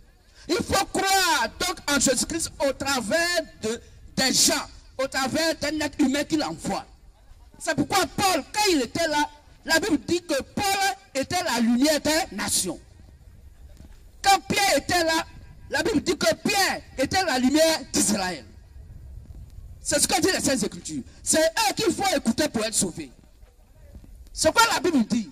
Qu'en dehors des apôtres de Jésus-Christ, il n'y a pas de salut. C'est leur évangile qui est le salut de notre temps, de notre époque. C'est à leur évangile qu'il faut croire, frères et sœurs, pour être sauvé. Dans ce qu'on te plaît dans ton lieu de prière, il faut voir qu'est-ce que Actes des apôtres a dit. Si ce qu'on te prêche n'a rien à voir avec ce que le Saint-Esprit a fait au travers des apôtres de Jésus-Christ, il faut sortir là-bas et viens à la Sainte Bible. Que Dieu bénisse. Amen. Que Dieu bénisse. Amen. Frères et sœurs, c'est ça qui est la vérité. C'est eux leur évangile. Et on va lire ça selon Ephésiens 2, du 9 à 20. Nous allons prendre aussi Galates 1, 6 à 9. Nous allons prendre aussi 1 Jean 4, 4 à 6. Pour ceux qui notent, nous le prenons. Nous allons prendre Galates 1, 6 à 9. Nous allons prendre 1 Jean 4, 4 à 6. Et nous allons prendre Ephésiens 2, 19 à 20. Ephésiens 2, verset 19 à 20. On y va. Ainsi donc, vous n'êtes plus des étrangers. Frères et sœurs, vous n'êtes plus des étrangers pour le paradis. ni des gens du dehors, Vous n'êtes plus les gens du dehors pour aller à l'enfer. mais vous êtes concitoyens des saints, Vous êtes des concitoyens des saints. À quelles conditions? Voici la condition qui arrive. gens de la maison de Dieu. Donc tu es maintenant quelqu'un de la maison de Dieu de Christ. Vous avez été édifiés Parce que tu es édifié. Et seulement si tu es édifié, tu vois, sur le fondement des apôtres et des prophètes, Jésus-Christ lui-même étant la pierre angulaire. donc voici Amen. la condition, frères et sœurs. Si vous êtes édifiés sur le fondement posé par les apôtres de Jésus-Christ et les prophètes, alors Christ était la pierre angulaire, alors vous n'êtes plus des étrangers du paradis. Vous êtes même des concitoyens, des saints et des gens de la maison de Dieu. Si et seulement si votre adoration est exactement l'adoration que les apôtres de Jésus-Christ ont fait. En dehors de cela, vous partez à l'enfer avec un amour. Frères et sœurs, ce n'est pas difficile à comprendre. C'est quoi Jésus-Christ dit? Personne n'ira au paradis s'il n'a pas écouté la parole, la prédication des apôtres. On lit ça dans Jean 17, verset 20. Aucun n'ira au paradis si l'évangile que les apôtres ont prêché n'est pas dans votre cœur. Frères et sœurs, vous aurez servi Satan dans vos lieux de prière sans le savoir, et la grande déception vous attendra au dernier jugement pour aller où? À l'enfer. Pour vous, Matthieu 7, verset 23 sera manifesté. La grande déception. On lit rapidement le verset. Galates 1, 6 à 9. Je m'étonne que vous vous détourniez si promptement de celui qui vous a appelé par la grâce de Christ pour passer à un autre évangile. Donc vous comprenez que si vous devez venir à Christ, ce n'est pas par plusieurs personnes à votre époque, à votre temps et à votre, donc, dans votre moment. La Bible dit ici, celui qui vous a appelé à Christ. La Bible n'a pas dit ceux qui vous ont appelé à Christ. Dieu n'envoie pas et ne donne pas la clé donc, du salut. Donc, des gens des époques où les gens doivent être sauvés, ils ne donnent pas l'évangile à plusieurs personnes à la fois. Ils confient toujours l'évangile à une seule personne que tout le monde doit écouter pour être sauvé. C'est pourquoi il dit ici dans Galates 1, 6 à 9 que vous vous détournez, déjà vous détournez à l'évangile vrai. Moi, Paul qui vous a appelé, celui qui vous a appelé à l'évangile, c'est lui-là qu'on devait écouter. Continuez, frère. Non pas qu'il y ait un autre évangile, Arrêtez, il n'y a pas un autre évangile qui soit vrai. mais il y a des gens qui vous troublent. Des gens vous troublent. Quand il y a bataille, et les hommes, les soi-disant hommes de Dieu vont toujours vous troubler. À vous de reconnaître la voix de votre Père qui est Seigneur Jésus-Christ et de venir à la Sainte Bible. Le chrétien ne vient pas à un homme de Dieu. Le chrétien ne vient pas donc à une église. Mais le chrétien vient à la parole de Christ. Car c'est elle qui était au commencement et qui a été crucifiée donc, pour toi. Pour que ton âme soit sauvée. Alors si le sang de Christ est versé pour toi, tu dois reconnaître que c'est la parole de Christ que tu dois écouter, que tu dois accepter. Donc si quelqu'un te prêche quelque chose qui est en contradiction ou qui s'oppose à ce que Christ a dit, il faut quitter cette personne. Il faut venir à la Bible. Et qui veulent renverser l'évangile de Christ. Donc des gens sont là pour renverser l'évangile de Christ. Mais, frères et sœurs, quand nous-mêmes, les apôtres eux-mêmes, ils disent, nous-mêmes, quand un ange du ciel si un ange quitte dans le ciel annoncerait un autre évangile et qui descend sur la terre pour prêcher un autre évangile, que celui que nous vous avons prêché, en dehors de ce que les apôtres ont prêché, qu'il soit anathème. que ce temps soit maudit. C'est ce qui est clair. Donc en dehors de l'évangile des apôtres, personne ne va au paradis. Si tu n'as pas l'évangile des apôtres, toute adoration que tu as fait, tu as acheté un saint de lit à ton homme de Dieu, tu as payé maison pour lui, tu as payé dîme, tu as fait offrande, tu as fait tout ce qu'il faut, tu l'as mis à l'aise. Mais si ce qu'il prêche n'est pas l'évangile que les apôtres ont prêché, le jour où tu meurs à l'enfer. C'est ça qui est la vérité que nous voulons vous dire. C'est ce qui est clair, frères et sœurs. C'est pourquoi ce que nous disons, prenez vos Bibles et lisez en même temps que nous. Parce que nous le répétons exactement ce qui est écrit noir sur blanc dans la Bible. Car nous sommes conscients que la Bible dit, Dieu dit, le Saint-Esprit dit, que ceux qui prêchent la part de Dieu seront jugés sévèrement. C'est ce que dit les Saintes Écritures. Donc nous-mêmes qui vous prêchons la parole, nos âmes sont engagées. Malheur à nous, si jamais ce que vous prêchez n'est pas écrit noir sur blanc, vous partez à l'enfer. Et si vous ne vérifiez pas ce qu'on dit et que vous avalez, alors qu'on vous a menti, vous aussi vous partez à l'enfer avec nous. C'est qu'on doit vérifier ce qu'on vous prêche avec la Bible. Pas avec un homme de Dieu, pas avec une église. Car au commencement n'était pas une église, au commencement n'était pas un homme de Dieu, au commencement était la parole. Donc on doit vérifier ce qu'on vous prêche avec la Sainte Bible, car c'est la Bible qui est la parole de Christ, la forme écriture. Que Dieu bénisse. Nous l'avons dit précédemment. Donc les apôtres de Jésus-Christ disent qu'ils ont dit ça précédemment. Et je le répète à cette heure. Et ils répètent encore la même chose. Si quelqu'un vous annonce un autre évangile, Si quelqu'un vous annonce un autre évangile, que celui que vous avez reçu, que ce que nous, les apôtres, nous avons donc donné, qu'il soit anathème. qu'il soit maudit. C'est clair. Amen. Pourquoi c'est compliqué pour comprendre ce qui est clair comme de l'eau? Tu veux aller au paradis, il faut que ce soit l'évangile des apôtres qui soit dans votre cœur. En dehors de ça, si ce n'est pas ça que vos hommes de Dieu vous prêchent, soyez-en sûrs qu'ils sont en train de couper vos billets pour aller à l'enfer. Claire. C'est pourquoi nous allons lire encore un autre verset. 1 Jean 4, 4 à 6. 1 Jean 4, 4 à 6. Vous, petits enfants, Enfants de Christ, vous êtes de Dieu vous êtes de Dieu. et vous les avez vaincus. Et vous avez vaincu vos hommes de Dieu. Parce que Celui qui est en vous Christ qui est en vous, c'est par l'évangile que nous les apôtres avons prêché là, est plus grand que il est plus grand que Satan qui est dans le monde. qui est dans le monde. Eux, ils sont du monde. Ils sont du monde. C'est pourquoi C'est pourquoi, ils parlent d'après le monde. donc pour savoir quelqu'un que Satan a envoyé, quand il va prêcher la parole de Dieu, il va prendre les choses du monde pour prêcher. Ce qui n'est pas écrit noir sur blanc dans la Bible. Il va mettre la Bible de côté et il va enseigner des choses qui ne sont pas mentionnées dans les Saintes Écritures et que les apôtres n'ont jamais prêché. Oui. Et le monde les écoute. Voilà, le monde est d'accord avec eux, puisqu'ils parlent d'après le monde, donc le monde les écoute. Nous, Mais il dit, nous les apôtres, nous sommes de Dieu. nous sommes de Dieu. Celui qui connaît Dieu Celui qui connaît Dieu, nous écoute. écoutez les apôtres. Celui qui n'est pas de Dieu Celui qui n'est pas de Dieu, ne nous écoute pas. n'écoute pas les apôtres. C'est clair, frères et sœurs. Qu'est-ce qui est compliqué pour savoir si tu vas au paradis ou bien à l'enfer? Problème. Mais nous savions que vous ne saviez pas ces choses. Parce que vos hommes de Dieu, les hommes religieux, c'est le bien-être social qui vous prêche. Comment vous faire plaisir dans le lieu de prière? Pourquoi vous aimez la mettre dans la poche et puis vous allez donner votre pauvre argent et puis vous en bouffer?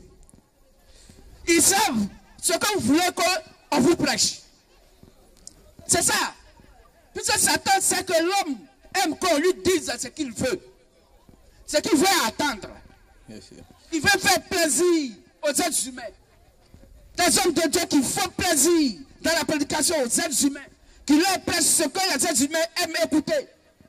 Oui, mais qui ne veut pas qu'on lui dise que non, Dieu va te bénir, tu vas avoir l'argent, tu vas avoir femme, tu vas voyager, tu vas.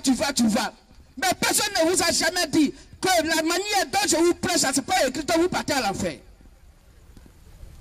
Parce que le salut est commun. C'est quoi la Bible dit? Si ton homme de Dieu n'est pas sauvé, parce que ce qu'il prêche n'a rien à voir avec ce que les apôtres ont prêché, il va à l'enfer et toi tu vas à l'enfer. Claire. Et nous allons lire ça dans Matthieu 15, 14. Nous allons lire ça aussi à 1 Timothée 4, verset 16. Si ton homme de Dieu ne prêche pas comme les apôtres ont prêché, il va à l'enfer. Parce que Jésus-Christ a confié dans le paradis, les clés du paradis à ses disciples appelés les apôtres.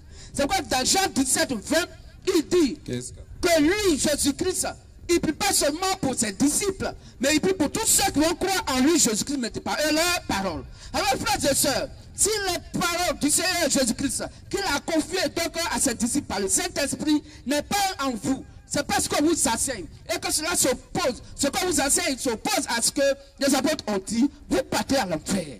Dieu ne vous connaît pas. C'est la grande déception.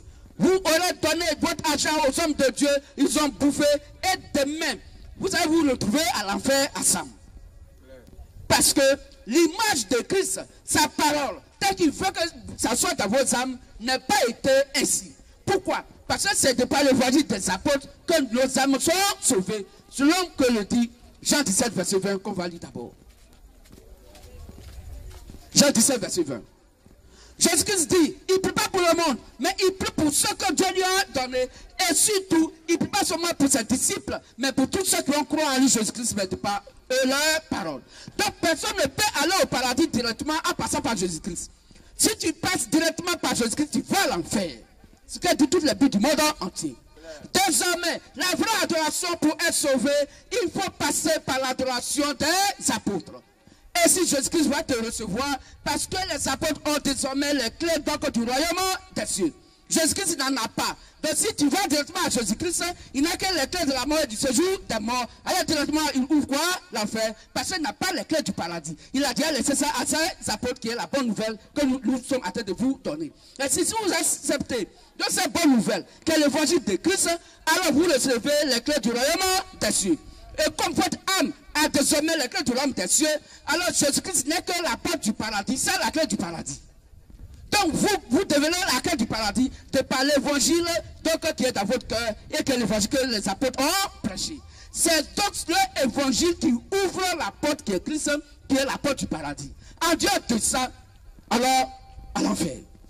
Amen. On peut lire le verset. Jean 17, le verset 20. Oui.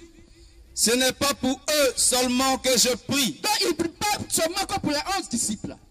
Mais encore pour tous ceux qui croiront en moi, pour tous ceux qui vont croire au Seigneur Jésus-Christ, par leur parole. Mais pas eux leur parole, par la parole des disciples. Amen. C'est pourquoi Ephésiens 2, 19 à 20 dit, Ephésiens 2, 19 à 20 dit que vous n'êtes plus des étrangers, mais vous êtes des concitoyens, des gens de la maison de Dieu, étant édifiés sur le fondement posé par les apôtres du Seigneur Jésus-Christ et des prophètes. Jésus-Christ, Christ lui-même est quoi? La pierre angulaire. Raison pour laquelle ils ont dit que les petits enfants, vous les avez vaincus, car celui qui est en vous est plus grand que celui qui est dans le monde. Mais eux, ils sont du monde parce qu'ils parlent d'après le monde. Mais nous, les apôtres, nous sommes de Dieu. Et celui qui est Dieu nous écoute. C'est ce qui est clair. Donc celui qui est né de Dieu, mon frère, ma soeur, si ton âme est sauvée par le paradis, tu dois écouter l'évangile des apôtres. Car c'est ça uniquement qui sauve. En dehors de ce que les apôtres ont prêché, il n'y a pas de paradis. Et la loi de Moïse ne peut jamais amener quelqu'un au paradis. C'est pourquoi si vous êtes sur les 10 commandements, la Bible dit que pour que vous soyez sauvés par la loi de Dieu, la loi de Moïse, il va falloir que vous accomplissiez tous les 10 commandements. Or, dans la Bible, il n'y a pas seulement que 10 commandements, il n'y a que 610 lois. Et pour être sauvé donc par la loi de Moïse, il faut que tu accomplisses toutes les lois et il ne faudrait pas qu'une seule loi t'échappe. On peut lire ça dans le livre de Jacques 2, à partir du verset 10 à 11. Le verset, tu peux lire? On a déjà lu Jean 17, 20. Ok, que tu bénisses. La lecture, on fait vite. Frères et sœurs, c'est ça qui est la vérité. Vos hommes de Dieu vous ont menti depuis longtemps. Depuis longtemps. Nous ne disons uniquement que ce qui est écrit noir sur blanc dans la Bible. Et vérifiez, vous avez des portables. Vous avez donc des portables où il y a la Bible téléchargée. Si vous voulez, vous pouvez maintenant télécharger. Et vérifiez ensemble ce que nous disons. Personne ne va au paradis en dehors de l'enseignement des apôtres de Jésus-Christ. C'est Dieu lui-même qui l'a dit. C'est quoi dans Matthieu 7, 18 à 19? Il dit ce que tu liras sur la terre sera lié dans les cieux. Et ce que tu déliras sur la terre sera lié dans les cieux. Matthieu 15, 14. Matthieu 15, 14. Laissez-les. Laissez-les. Ce sont des aveugles qui conduisent des aveugles. Si l'homme de Dieu est aveugle, et toi aussi tu ne vérifies pas ce qui te prêche avec la Bible, toi aussi tu es aveugle. Si un aveugle conduit un aveugle, donc si ton homme de Dieu est aveugle, et que toi tu es aveugle, ils tomberont tous deux dans une fosse. Vous partez à l'enfer. Voici comment aussi l'enfer est commun. Matthieu. Le salut est commun, l'enfer aussi est commun. Matthieu 23, 13. Malheur à vous, scribes et pharisiens. Malheur à vous, scribes et pharisiens. Aujourd'hui, les mêmes scribes et pharisiens sont encore là dans des corps nouveaux. Appelés les soi-disant hommes de Dieu. Hypocrites. Ils sont hypocrites. Parce que vous fermez. Ils vont fermer aux hommes. Aux hommes le royaume des cieux. Ils vont vous fermer dans le royaume des cieux. C'est écrit que des hommes de Dieu vont vous fermer le royaume des cieux. C'est ça la séduction de Satan. Ils vont vous tromper, vous faire croire que vous partez au paradis. Pourtant, ils vous ont fermé le royaume des cieux. Parce que l'enseignement qu'ils vous donnent n'a rien à voir avec l'enseignement des apôtres. Vous n'y entrez pas vous-même. Dieu est sûr, conscient qu'eux-mêmes ne vont pas au paradis. Et vous n'y laissez pas entrer ceux qui veulent entrer. Et vous-même, Amen. vous voulez aller au paradis, ils vont vous empêcher d'aller au paradis.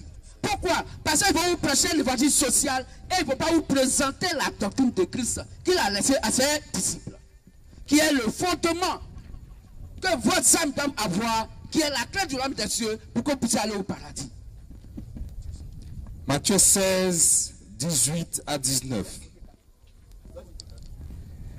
Et moi, Et il dit, et moi, Jésus le Christ, il parle. je te dis que tu es Pierre. Je te dis que tu es Pierre. Et que sur cette pierre, Et que sur cette pierre, je bâtirai mon église. je bâtirai mon église. Et que les portes du séjour des morts ne prévaudront point contre elle. Et que les portes de l'enfer ne peuvent pas donc toucher cette église-là. Je te donnerai les clés du royaume des cieux. Mes frères et sœurs, Jésus le Christ lui-même qui est le paradis, il dit que les clés du royaume des cieux, il va donner à Simon Pierre. Ce que tu liras sur la terre sera lié dans les cieux. Donc ce que eux, ils vont condamner sur la terre dans l'adoration, Dieu a condamné ça dans les cieux.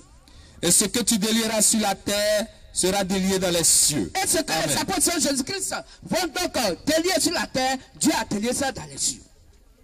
C'est ça qui est clair.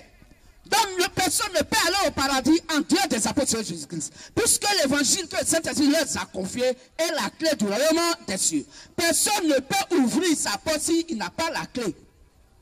Amen. La nature c'est la parole de Dieu. Si tu as perdu ta clé, la porte est là, la maison est là. Tu ne peux pas entrer parce que tu n'as pas la clé. À moins que tu casses ta porte. Oh, on ne peut pas casser Seigneur Jésus-Christ qui est la porte du paradis. Puisqu'il est donc la parole sans défaut, il est l'agneau sans défaut, il est la porte sans défaut. On ne doit pas mettre de défaut sur lui.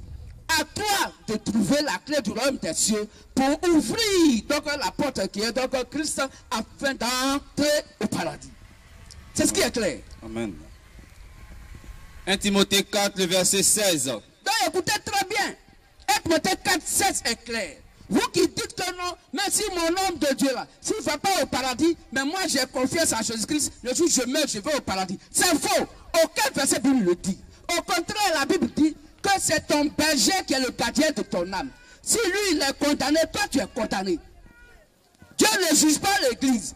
Dieu juge donc celui qui est au devant de l'église. S'il est trouvé digne du paradis, l'église va au paradis. Mais s'il est trouvé indigne du paradis, alors toute l'église a l'enfer. Parce qu'on ne peut pas juger les brebis. Il n'y a que le berger qui est jugé. Si le berger va à gauche, les brebis vont à gauche. Si le berger va à droite, les brebis vont quoi? À droite. Donc si le berger va au paradis, les brebis qui est l'église au paradis. Si le berger va à l'enfer, ses moutons vont le suivre à l'enfer.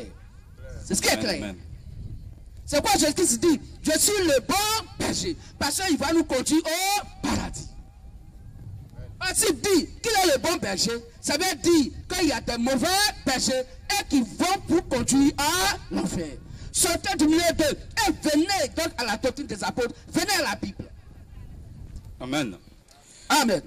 Veille sur toi-même et sur ton enseignement. Écoutez très bien. Voici Paul, l'élu du Seigneur Jésus-Christ. Sur le Galates 1, 10 à 15. Paul dit à Timothée que lui, il envoie pour prêcher l'évangile. Paul lui donne les conseils. Et les conseils que Paul donne à Timothée, ces conseils sont aussi les mêmes conseils que la Bible nous donne par Paul. Il dit, veille sur toi-même, Timothée, et veille sur l'enseignement que moi, Paul, je t'ai donné. Veille sur toi-même et sur ton enseignement. Oui, Persévère dans ces choses. persévère dans ce que moi, Paul, je t'ai enseigné. Car en agissant ainsi, tu te sauveras toi-même. Toi, Timothée, tu te sauveras toi-même. Et tu sauveras ceux qui t'écoutent. Et tu sauveras l'église qui t'écoute. Voilà comment le salut est commun. C'est pourquoi personne ne peut être sauvé individuellement. On est toujours sauvé par un individu sur la terre à qui Dieu apporte donc les clés du salut de son temps. Et que les hommes de son temps doivent donc écouter pour être sauvés. Au temps d'Abraham, il fallait écouter Abraham pour être sauvé. C'est Abraham qui a négocié pour Lot à Sodome et Gomorrhe parce que Dieu avait résolu de détruire Sodome et Gomorrhe. Et Dieu, quand Abraham a reçu Dieu et qu'il a donné à manger, et Dieu était rassasié, alors Dieu a montré à Abraham, puisque Abraham est son prophète, et que Dieu peut rien faire sur la terre sans révéler ses secrets à ses serviteurs, les prophètes, Dieu va révéler maintenant à Abraham sa mission pour Sodome et Gomorrhe, parce que Dieu a résolu de détruire Sodome et Gomorrhe. Or, Lot vit à Sodome et Gomorrhe, et Lot est le neveu d'Abraham. Donc, Abraham va négocier à cause de Lot. Et Lot a quitté Sodome et Gomorrhe, parce que Dieu a accepté donc la tolérance d'Abraham. Donc il fallait écouter Abraham pour être sauvé. L'autre a écouté ce qu'Abraham a dit. Dieu a écouté son serviteur. Dieu n'écoute pas plusieurs personnes. Il écoute une seule personne sur la terre à une époque bien déterminée. C'est quoi la Bible dit dans le livre d'Apocalypse 11? Il dit écrit à l'ange de l'église d'Éphèse, écrit à l'ange de l'église de Thyatire, de Sardes, et ainsi de suite. Donc à une église, Dieu n'envoie pas donc plusieurs prophètes. Il envoie un seul prophète pour un temps bien déterminé et pour une église bien déterminée. Et pour un message bien déterminé. Donc frères et sœurs, ne dis pas que comme je sais lire, je sais écrire, je suis intellectuel, j'ai doctorat, donc je vais m'asseoir et lire la Bible et puis je suis sauvé. C'est impossible. Il faut croire à celui que Dieu a envoyé à ton temps, à ton époque, pour que tu sois sauvé. Au temps de Jésus-Christ, c'est lui qu'il fallait écouter. Au temps de Paul, il fallait écouter Paul pour être sauvé. Au temps de Pierre, il fallait écouter Pierre pour être sauvé. À cette époque, qui tu dois écouter pour être sauvé? Pour le savoir, il faut que tu comprennes que ces personnes-là vont dire, ou ces personnes-là vont amener les gens à avoir leur regard, non sur des églises, non sur les hommes de Dieu, mais sur quoi? La Sainte Bible. Car le rôle premier du Saint-Esprit, c'est de lui conduire dans la vérité. Et la vérité, c'est Jean 17 est la parole de Dieu. Amen, amen. C'est ça le rôle de ceux qui disent la vérité. Ils vont conduire vos yeux dans la parole de Christ, laquelle sauve donc nos âmes. Et non des gens qui vont parler d'eux-mêmes. Je suis bishop, je suis archbishop, je suis tant, je suis tant. Ils vont se présenter eux-mêmes au lieu de présenter quoi les Saintes Écritures. La Bible dit, ceux-là, ne les écoutez pas. Je suis maman pasteur, je suis papa pasteur, je suis mon père, je suis tant. Ça n'a rien à voir avec le Saint-Esprit. Car celui qui t'envoie, c'est cette personne que tu dois présenter. Jean-Louis 44 dit, Satan se présente lui-même, car il parle de son propre fond, car il est menteur et le père du mensonge. C'est ça qui est la vérité. Or, celui que Dieu envoie doit dire les paroles de Dieu, car c'est Dieu qui t'a envoyé. Mais si tu t'es envoyé toi-même, tu as dit la parole de Dieu comment? Il t'a rien dit. Question. Donc tu dois dire tes propres paroles. Frères, sœurs, vous êtes largement dans l'erreur. Venez à la Bible. Et vérifiez tout ce que tu as dit avec les Saintes Écritures. Verset suivant. Donc sur 1 Timothée 4 à 16, Paul dit donc au frère Timothée, veille sur toi-même et l'enseignement. Mais comment Timothée allait veiller sur lui-même? Il doit veiller sur lui-même que quand il veille sur l'enseignement que Paul lui a donné, c'est ainsi que Timothée est sauvé. Et quand Timothée va dire exactement ce que Paul lui a prêché au peuple, alors le peuple est aussi sauvé. Parce que le peuple a le message donc de Paul qui est à Timothée et que Timothée a déposé dans le peuple. Pour que eux tous, ils puissent avoir donc le même salut commun qui est l'évangile de Christ, sans ajouter et sans retrancher. Car ce que Paul donc a dit vient directement de Dieu sur le Galates 1, à partir du verset 9 jusqu'au verset 15. C'est quoi Paul pouvait dire? Que l'évangile que je prêche, je n'ai pas reçu d'un être humain, mais par pure révélation du Seigneur Jésus-Christ. Or, Jésus-Christ est la vérité qui est la parole. Christ est la vérité de par sa parole. Donc, Timothée, Paul ayant cette vérité, il va donner la même vérité à Timothée. Et cette même vérité, Timothée va être sauvé par Paul. Et Paul est sauvé par Christ. Voilà comment ils sont sauvés. Aucun ne peut être sauvé individuellement. C'est ton homme de Dieu qui te prêche. S'il va à l'enfer, tu vas à l'enfer. C'est quoi la Bible dit? Selon 1 Timothée 4, 1 à 4. Voilà comment vous allez reconnaître les faux. Selon 1 Timothée 4, 1 à 4, la Bible dit, l'Esprit dit expressement que dans les derniers temps, quelques-uns abandonneront la foi. Or, la foi, c'est la parole de Christ. La foi, c'est la Sainte Bible. Des gens vont abandonner la Bible. Ils vont aller dans les lieux de prière. Ils ont la Bible. Mais ils vont prêcher autre chose qui n'a rien à voir avec la Bible. Ils vont abandonner la foi pour s'attacher à des esprits séducteurs et à des doctrines de démons. Par l'hypocrisie de faux docteurs, portant la marque de la flétrissure, de la mort dans leur propre conscience. Et la Bible dit, voilà comment vous les reconnaîtrez. Ils vont donc prescrire de ne pas se marier et de ne pas manger des aliments que Dieu a donnés et que le chrétien, le fils et la fille donc, de Christ doivent manger avec action de grâce et de prière. Voici, frère. Donc, la Bible nous fait comprendre que voilà comment vous allez les reconnaître. La prédication de la femme est interdite. Donc, si dans le lieu de prière, une femme prêche, une femme dirige dans l'assemblée, sortez de là. L'assemblée n'est pas conduite par le Saint-Esprit. Parce que la Bible condense cela selon 1 Corinthiens 14, 33 à 38. La Bible condense cela selon 1 Timothée 2, à partir du verset 9 jusqu'au verset 15. La Bible condense cela selon Apocalypse 2, verset 19 à 20. La femme n'a pas droit à prêcher la parole de Dieu. La femme, son premier rôle pour lequel Dieu l'a créé, c'est de faire enfant. Le premier rôle de la femme, c'est de faire des enfants. Pour que ces enfants puissent être des adorateurs. Car là, elle vient, et elle est déjà venue, où les vrais adorateurs adorent le Père en esprit et en vérité. Pour que l'être suprême, étant l'Éternel des armées, le Seigneur, pour qu'il soit appelé Dieu, il faut qu'il ait des adorateurs. Car Dieu veut dire sujet ou objet d'adoration. Dieu n'est pas un nom de quelqu'un ou de quelque chose. Dieu s'appelle tout ce qu'on adore. Sur 2 Thessaloniciens 2, à partir du verset 3, verset 4. Donc pour que Dieu l'Éternel, il soit appelé Dieu, il faut des adorateurs. Or, pour qu'il y ait des adorateurs, il faut que l'homme parte vers la femme pour avoir des enfants. Pour que ces enfants, s'ils sont nés de Dieu, ils puissent adorer Dieu. Et que l'Éternel soit appelé Dieu. Car Dieu veut dire ce qu'on adore. Si tu adores Canari, c'est ton Dieu. Si tu adores Caillou, c'est ton Dieu. Si tu adores Marigot, c'est ton Dieu. Le nom de ton Dieu s'appelle Marigot. Le nom de ton Dieu s'appelle Caillou. Le nom de ton Dieu s'appelle tel arbre. C'est le nom de l'arbre que tu adores qui est dans le nom de ton Dieu. Car Dieu veut dire sujet d'adoration. Tout objet d'adoration. Dieu n'est pas un nom de quelque chose. Que je bénisse. Que je bénisse. Frères et sœurs, c'est cette vérité que nous sommes venus pour vous dire. Pour dire que la femme n'a pas droit à la prédication. Dans les femmes qui parcourent les rues, il est midi, les enfants sont quittés à l'école, tu as préparé du riz, vont manger. Voici ton rôle.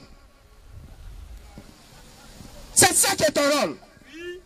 Ton rôle n'est pas de parcourir les rues pour prêcher l'évangile. Dieu ne t'a pas fait pour prêcher la parole.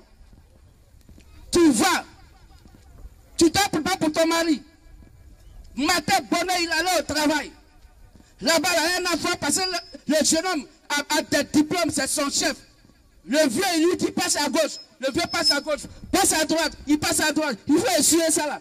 Pourtant, c'est son fils, c'est son enfant. Ils n'ont pas le même âge. Mais comme ça fait de travail de diplôme, le vieux n'a pas bon diplôme.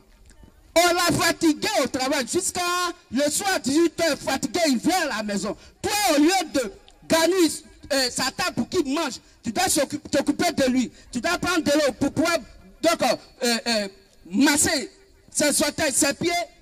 Toi, tu es dehors. Donne ta vie à Dieu. Le Seigneur a dit. Le Seigneur a dit quoi? Le Seigneur a dit, toi, la femme, tu ne dois pas prêcher. Va à la maison. Va à la maison. Ton rôle, ce n'est pas de prêcher la parole. Ton rôle, il faut t'occuper de ton mari. Car tu seras néanmoins sauvé en étant mère. Or, pour être mère, il faut un mari. Et que ton mari parte avec toi pour faire un enfant. Voilà comment tu es sauvé. La femme n'est pas directement sauvée par le paradis. Elle est sauvée de par son mari chrétien. Ce qui est de toutes les buts du monde entier. C'est quoi la Bible dit? Toi, la femme, tu dois te soumettre à ton mari en toutes choses. Oui, parce qu'il est ton Dieu. C'est lui qui te sauve. Aucune femme ne peut être sauvée de par elle-même. C'est impossible. Montrez-nous un seul verset biblique. Au moment où nous sommes là, montrez-nous un seul verset biblique où la femme est sauvée de par elle-même. Voici ton rôle. Dans ton rôle là, c'est que tu dois faire plaisir à ton mari. À manger, tu dois t'occuper de lui. Même le soir, tu dois donc être là pour ton mari.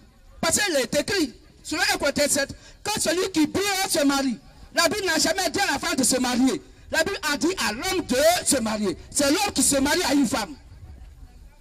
Donc si l'homme brûle et qu'il veut aller avec sa femme, elle ne doit pas faire d'objection. Parce que c'est ton rôle. C'est ton rôle dans le foyer. Parce que tu dois te soumettre à ton mari en toutes choses. Et ton mari doit savoir que tu es fatigué. Donc, par rapport à ça, il peut te laisser. Parce qu'il sait que tu as aussi travaillé, tu es fatigué. Quand tu le lui dis, mais une femme, ton mari, tu es à la maison. Au lieu que tu puisses t'occuper de ton mari, tu peux lui donner à manger, t'occuper des enfants, toi tu es dehors. Et là-bas, tu as un micro à main. Toi tu as appareil. Et puis tu as parcouru toutes les rues. Dieu vous aime. C'est toi qui as dit à quelqu'un Dieu l'aime. Avant même que Dieu ne puisse former donc ses œufs dans le ventre de sa maman, c'est à toi qu'il a demandé conseil. Donc les autres ne savent pas que Dieu les aime. On ne sait pas que Dieu nous aime. Donne ta vie à Dieu. Qui a une belle vie qui peut donner à Dieu? Alors que la Bible dit que tous son péché sont privés de la gloire de Dieu. Aucun n'est juste pas même un seul. Quelle bonne vie un être humain sur la terre qui va donner à Dieu qui essaie? Au contraire, il faut déposer ta seule vie et prendre la vie que Christ t'a donnée en mourant pour toi à la croix. C'est pourquoi la Bible dit dans Jean 10, 11, Jean 10, 14, 15, que Jésus-Christ étant le bon berger, il nous a donné sa vie. Et c'est pourquoi il est mort pour nous. Selon Ephésiens 5, à partir du verset 22, 23. Que je bénisse. Frère, vous voyez que ce langage vous trouble. Mais c'est écrit dans votre Bible. Les hommes de Dieu vous ont menti pour vous enseigner ECM dans les heures de prière. Éducation civique et morale. Mais nos parents nous enseignent ça à la maison, mais c'est payé, on a fait ECM. Ce n'est pas le bon comportement qui amène quelqu'un au paradis. Va au paradis, celui qui est quitté au paradis. La même Bible dit que même un enfant a posé un mauvais acte. Et Dieu l'a tué. Et puis il l'a sauvé. Il a couché avec la femme de son père. Mais si c'était sur la terre là, les hommes de Dieu d'aujourd'hui là, vont dire, petit, ne t'en fais pas. Nous, on va couper ton pied pour aller à l'enfer. Mais nous, on est sûr que toi, tu vas à l'enfer. Comment tu peux coucher avec la femme de ton père? Mais le Saint-Esprit, reconnaissant cet enfant qui est né de Dieu, il dit que son corps soit livré à Satan pour la destruction de sa chair et que son esprit soit sauvé au jour du Seigneur. Voici ce qui est vrai. Raison pour laquelle les hommes mal affermis, étant les hommes de Dieu, vont vous mettre sur des commandements. Ne bois pas, ne touche pas, ne cherche pas femme, ne pas. Mais on n'a qu'à vous dire juste ce qu'on doit faire. De telle sorte que vous-même là, vous savez même pas le jour quitter la terre. Est-ce que je vais au paradis ou à l'enfer? Et vous vous faites croire que quand vous avez de mauvais comportements, vous partez à l'enfer. Ce n'est pas écrit. Ce n'est pas écrit. Et regardez la plupart des temps, les gens qui ont de mauvais comportements sont partis au paradis. Oui. Parce que c'est la parole de Dieu qui sanctifie.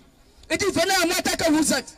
Donc si tu es chercheur de femmes, viens. Tu as combien de femmes? J'ai 10 femmes, viens avec. Toi tu as combien de maris? J'ai 50 maris, viens avec. Il ne faut pas laisser un, viens avec, vers le Seigneur. C'est pourquoi quand Jésus a croisé la femme samaritaine, il lui a dit, mais toi tu as eu 5 maris, mais le 5e n'est pas ton mari. Et le Seigneur a dit que c'était mauvais. Il dit même le 5e là, il n'est même pas ton mari. Que je vous bénisse. Vous devez venir à Christ tel que vous êtes. Tu es buveur de Koutoukou, viens avec devant le Seigneur. Tu es chercheur de femmes, viens avec ta mère de chercher femme devant le Seigneur. Tu es chercheur de mari, de garçon, tu restes tes camarades, il faut venir. Parce que Jésus-Christ n'est pas venu pour les bien portants. Le médecin n'est pas venu pour des gens qui sont en bonne santé. Le médecin vient pour ceux qui sont malades. La parole est venue pour ceux qui sont malades soient guéris. Pour que ceux qui sont aveugles puissent voir. Pour que ceux qui sont sourds puissent attendre. Il n'est pas venu pour que des gens qui sont déjà en bonne santé, la parole n'est pas venue pour eux. Il est venu et il dit, venez à moi tel que vous êtes. C'est quand les Saintes Écritures. Mais la religion soi-disant chrétienne va vous dire, ayez d'abord bon comportement, on va vous enseigner coup de bas, coup de 4, 5 ans, 10 ans, 20 ans, avant de vous engager au baptême. C'est écrit où? Aucun verset biblique le dit. Tu es sale, viens avec ta saleté. Il ne faut même pas chercher à t'arranger. Viens tel que tu es. Et quand tu as écouté la parole de Dieu, Christ en toi va enlever ton mauvais comportement un peu. Jusqu'à ce que toi-même tu sentes que vraiment tu as changé. Hier tu cherchais beaucoup de femmes, aujourd'hui femme ne te dit plus rien. Hier tu étais un grand buveur, la cause ne te dit plus rien. Parce que la parole de Christ en toi a fait le travail. Mais si c'est encore de ton homme de Dieu, tu fumais, et que quand tu le vois, tu coupes ta cigarette. Mais s'il est là, tu ne vas pas fumer, mais le jour il n'est pas là. Tu fais overdose. Peut-être tu ne pourrais pas une cigarette. Mais puisque tu sais qu'il va te croiser, tu fais un paquet sur le champ. Tout ça, ça va être dans toi, et puis là tu sors. Et tu te tues sans le savoir. Frères et sœurs, c'est pour vous dire que il ne faudrait pas que quelqu'un se mette sur, ou quelqu'un vous mette sur un joug que lui-même il ne peut pas supporter. Il vous met sur la loi, pourtant eux-mêmes il ne peut pas le nier, donc c'est Fatou qui vous met dessus, d'un seul toit, il ne peut pas. Qui peut accomplir la loi de Dieu? La loi de Dieu elle est spirituelle. Et l'homme est charnel, donc voiture au péché. C'est quoi la Bible dit? Aucun n'est juste, pas même c'est seul. Laissez la parole vous guérir. Laissez la parole vous affranchir. Laissez la vérité vous affranchir. Et c'est cette vérité que nous présentons, étant la doctrine des apôtres. En dehors de cette vérité que nous vous présentons, votre âme n'a pas de vie. Vous n'avez pas de vie en vous-même. L'homme n'est pas seulement corps, mais l'homme est corps, âme et esprit. C'est ça. Tu ne peux pas vous tout pour nourrir le corps physique. Tu ne peux pas placaler du riz, sauce graine, à un pot. Ça, c'est pas pour l'âme, c'est pas pour l'esprit. Matthieu 4,4 dit, l'homme ne se nourrit pas de pain seulement, mais de toute la parole qui soit la bouche de Dieu. Laquelle parole? La doctrine des apôtres. L'évangile que les apôtres ont prêché. Ce qu'eux, ils ont condamné. Donc la femme qui prêche va l'enfer. Toi, tu l'écoutes, tu es d'accord, tu vas l'enfer avec elle. Parce que Dieu, le Saint-Esprit, s'oppose à l'application de la femme. Que se bénisse. Alors, frères et sœurs, nous sommes le ministère de la loi de minuit, Matthieu 21 à 6. Ça fait notre troisième parcours ici. Tout juste pour partager avec vous. Nous ne sommes pas là pour vous parler mal. Nous vous aimons en tant que frères et sœurs en Christ. Mais nous voudrons vous dire la vérité, telle que cette vérité est inscrite dans vos Bibles et dans toutes les Bibles du monde entier. Pour vous réveiller surtout la conscience sur la vraie adoration et la fausse adoration. Pour que, étant sur la terre maintenant, vous devez savoir si vos âmes vont au paradis ou pas. Parce que le miroir de l'évangile aujourd'hui, c'est l'enseignement, la doctrine que Jésus-Christ a laissé à ses disciples de par le Saint-Esprit. Et c'est ce que nous sommes en train de vous dire. Donc lisez bien Actes des apôtres pour mieux comprendre qu'est-ce que les apôtres ont fait dans l'adoration. C'est qu'ils ont condamné frères et sœurs. Et si vos hommes de Dieu vous dites que non, ils ne sont pas d'accord avec vous, que vous devez sortir de les églises, sortez, c'est ce que dit la Bible. Quand nous prenons Philippiens 3, 17, la Bible est claire. Sortez du milieu d'eux. Venez à la Bible. Car Dieu n'est pas là pour faire une association avec les enfants de Dieu et les enfants de Satan. Dieu est un séparateur. Car Dieu sépare la lumière avec les ténèbres. Donc si tu es né de la lumière, accepte ce que les apôtres ont dit. Si tu es né des ténèbres, tu ne vas pas accepter. Donc Dieu n'est pas venu pour rassembler tout le monde. Dieu est venu pour séparer celui qui est né de Dieu et celui qui n'est pas né de Dieu. Que je bénisse. Donc, si vous avez des questions à poser, frères et sœurs, nous sommes là. Ce que vous n'avez pas bien compris, nous sommes là, on va ouvrir la Bible et la Bible va nous expliquer ensemble. Vous pouvez donc venir pour poser des questions pour mieux comprendre. Nous sommes conscients que l'évangile que nous venons de vous présenter n'est pas d'habitude dans vos lieux de prière. Nous sommes conscients que ce que vous venez d'écouter et que vous avez suivi avec vos Bibles, nous sommes conscients que ça trouble. Parce que vous n'avez pas l'habitude d'attendre ces choses. Mais c'est ce qui est la vérité et la réalité qui doit être dans vos cœurs. Ce que la Bible a condamné, frères et sœurs, condamné. Mais si c'est pour ça que ton homme de Dieu va te chasser dans son lieu de prière, il faut quitter là-bas. Parce que, selon Éphésiens 1, 22, le chef de l'église, c'est le Seigneur Jésus-Christ. Et il n'est pas dans des bâtiments faits de maîtres d'hommes appelés église. C'est toi qui es l'église de Christ, frère. C'est toi qui es l'église de Christ, sœur. Et c'est vers toi que la parole va, qui est Christ, pour que tu sois son habitation, donc en esprit. Que je bénisse. Alors, frères et sœurs, ceux qui sont malades, qui voudraient qu'on prie pour eux, vous pouvez venir. Il n'y a rien à payer. C'est gratuit. C'est gratuit. Et au moment où nous sommes là, nous avons la conviction qu'il n'y a aucune maladie qui puisse tenir devant le Dieu de la Sainte Bible. Car toute maladie est un esprit. Or, Christ est l'esprit supérieur qui a créé tous les autres esprits. Frères et sœurs, en matière divine, il n'y a pas de honte. En matière divine, il n'y a pas de honte. Tu es malade. Tu es sûr que la maladie que tu es allé dans les hôpitaux. On n'a rien vu. On fait scanner à l'hôpital. L'hôpital ne voit rien.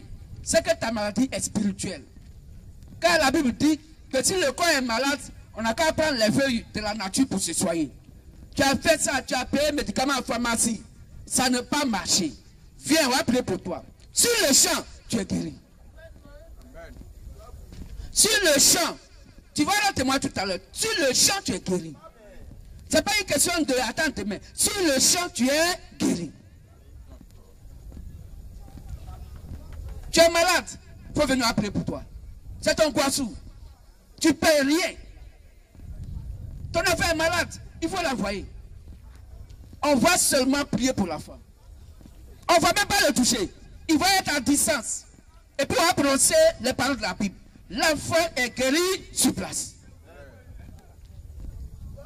Ce que vous n'avez jamais vu, ce que vos églises ne sont pas capables de faire, parce qu'il n'y a pas la vérité biblique qui est le pouvoir de la parole, c'est ce que vos yeux vont voir. Parce que nous sommes la dernière génération concernant l'église des nations. La gloire de la deuxième maison de Dieu et la manifestation des fils et des filles de Dieu dans les derniers temps, manifestée par le Saint-Esprit Père à cette époque, étant manifesté en tant que le mystère de la voix de minuit, Matthieu 25 et 6. Frère, vous pouvez venir poser des questions. Et si quelqu'un voudrait qu'on prie pour lui, il peut venir. Il n'y a pas de honte à ça. C'est nous, on va prier. Et tu n'as rien à payer. Que je bénisse. Amen. Que je bénisse. Amen.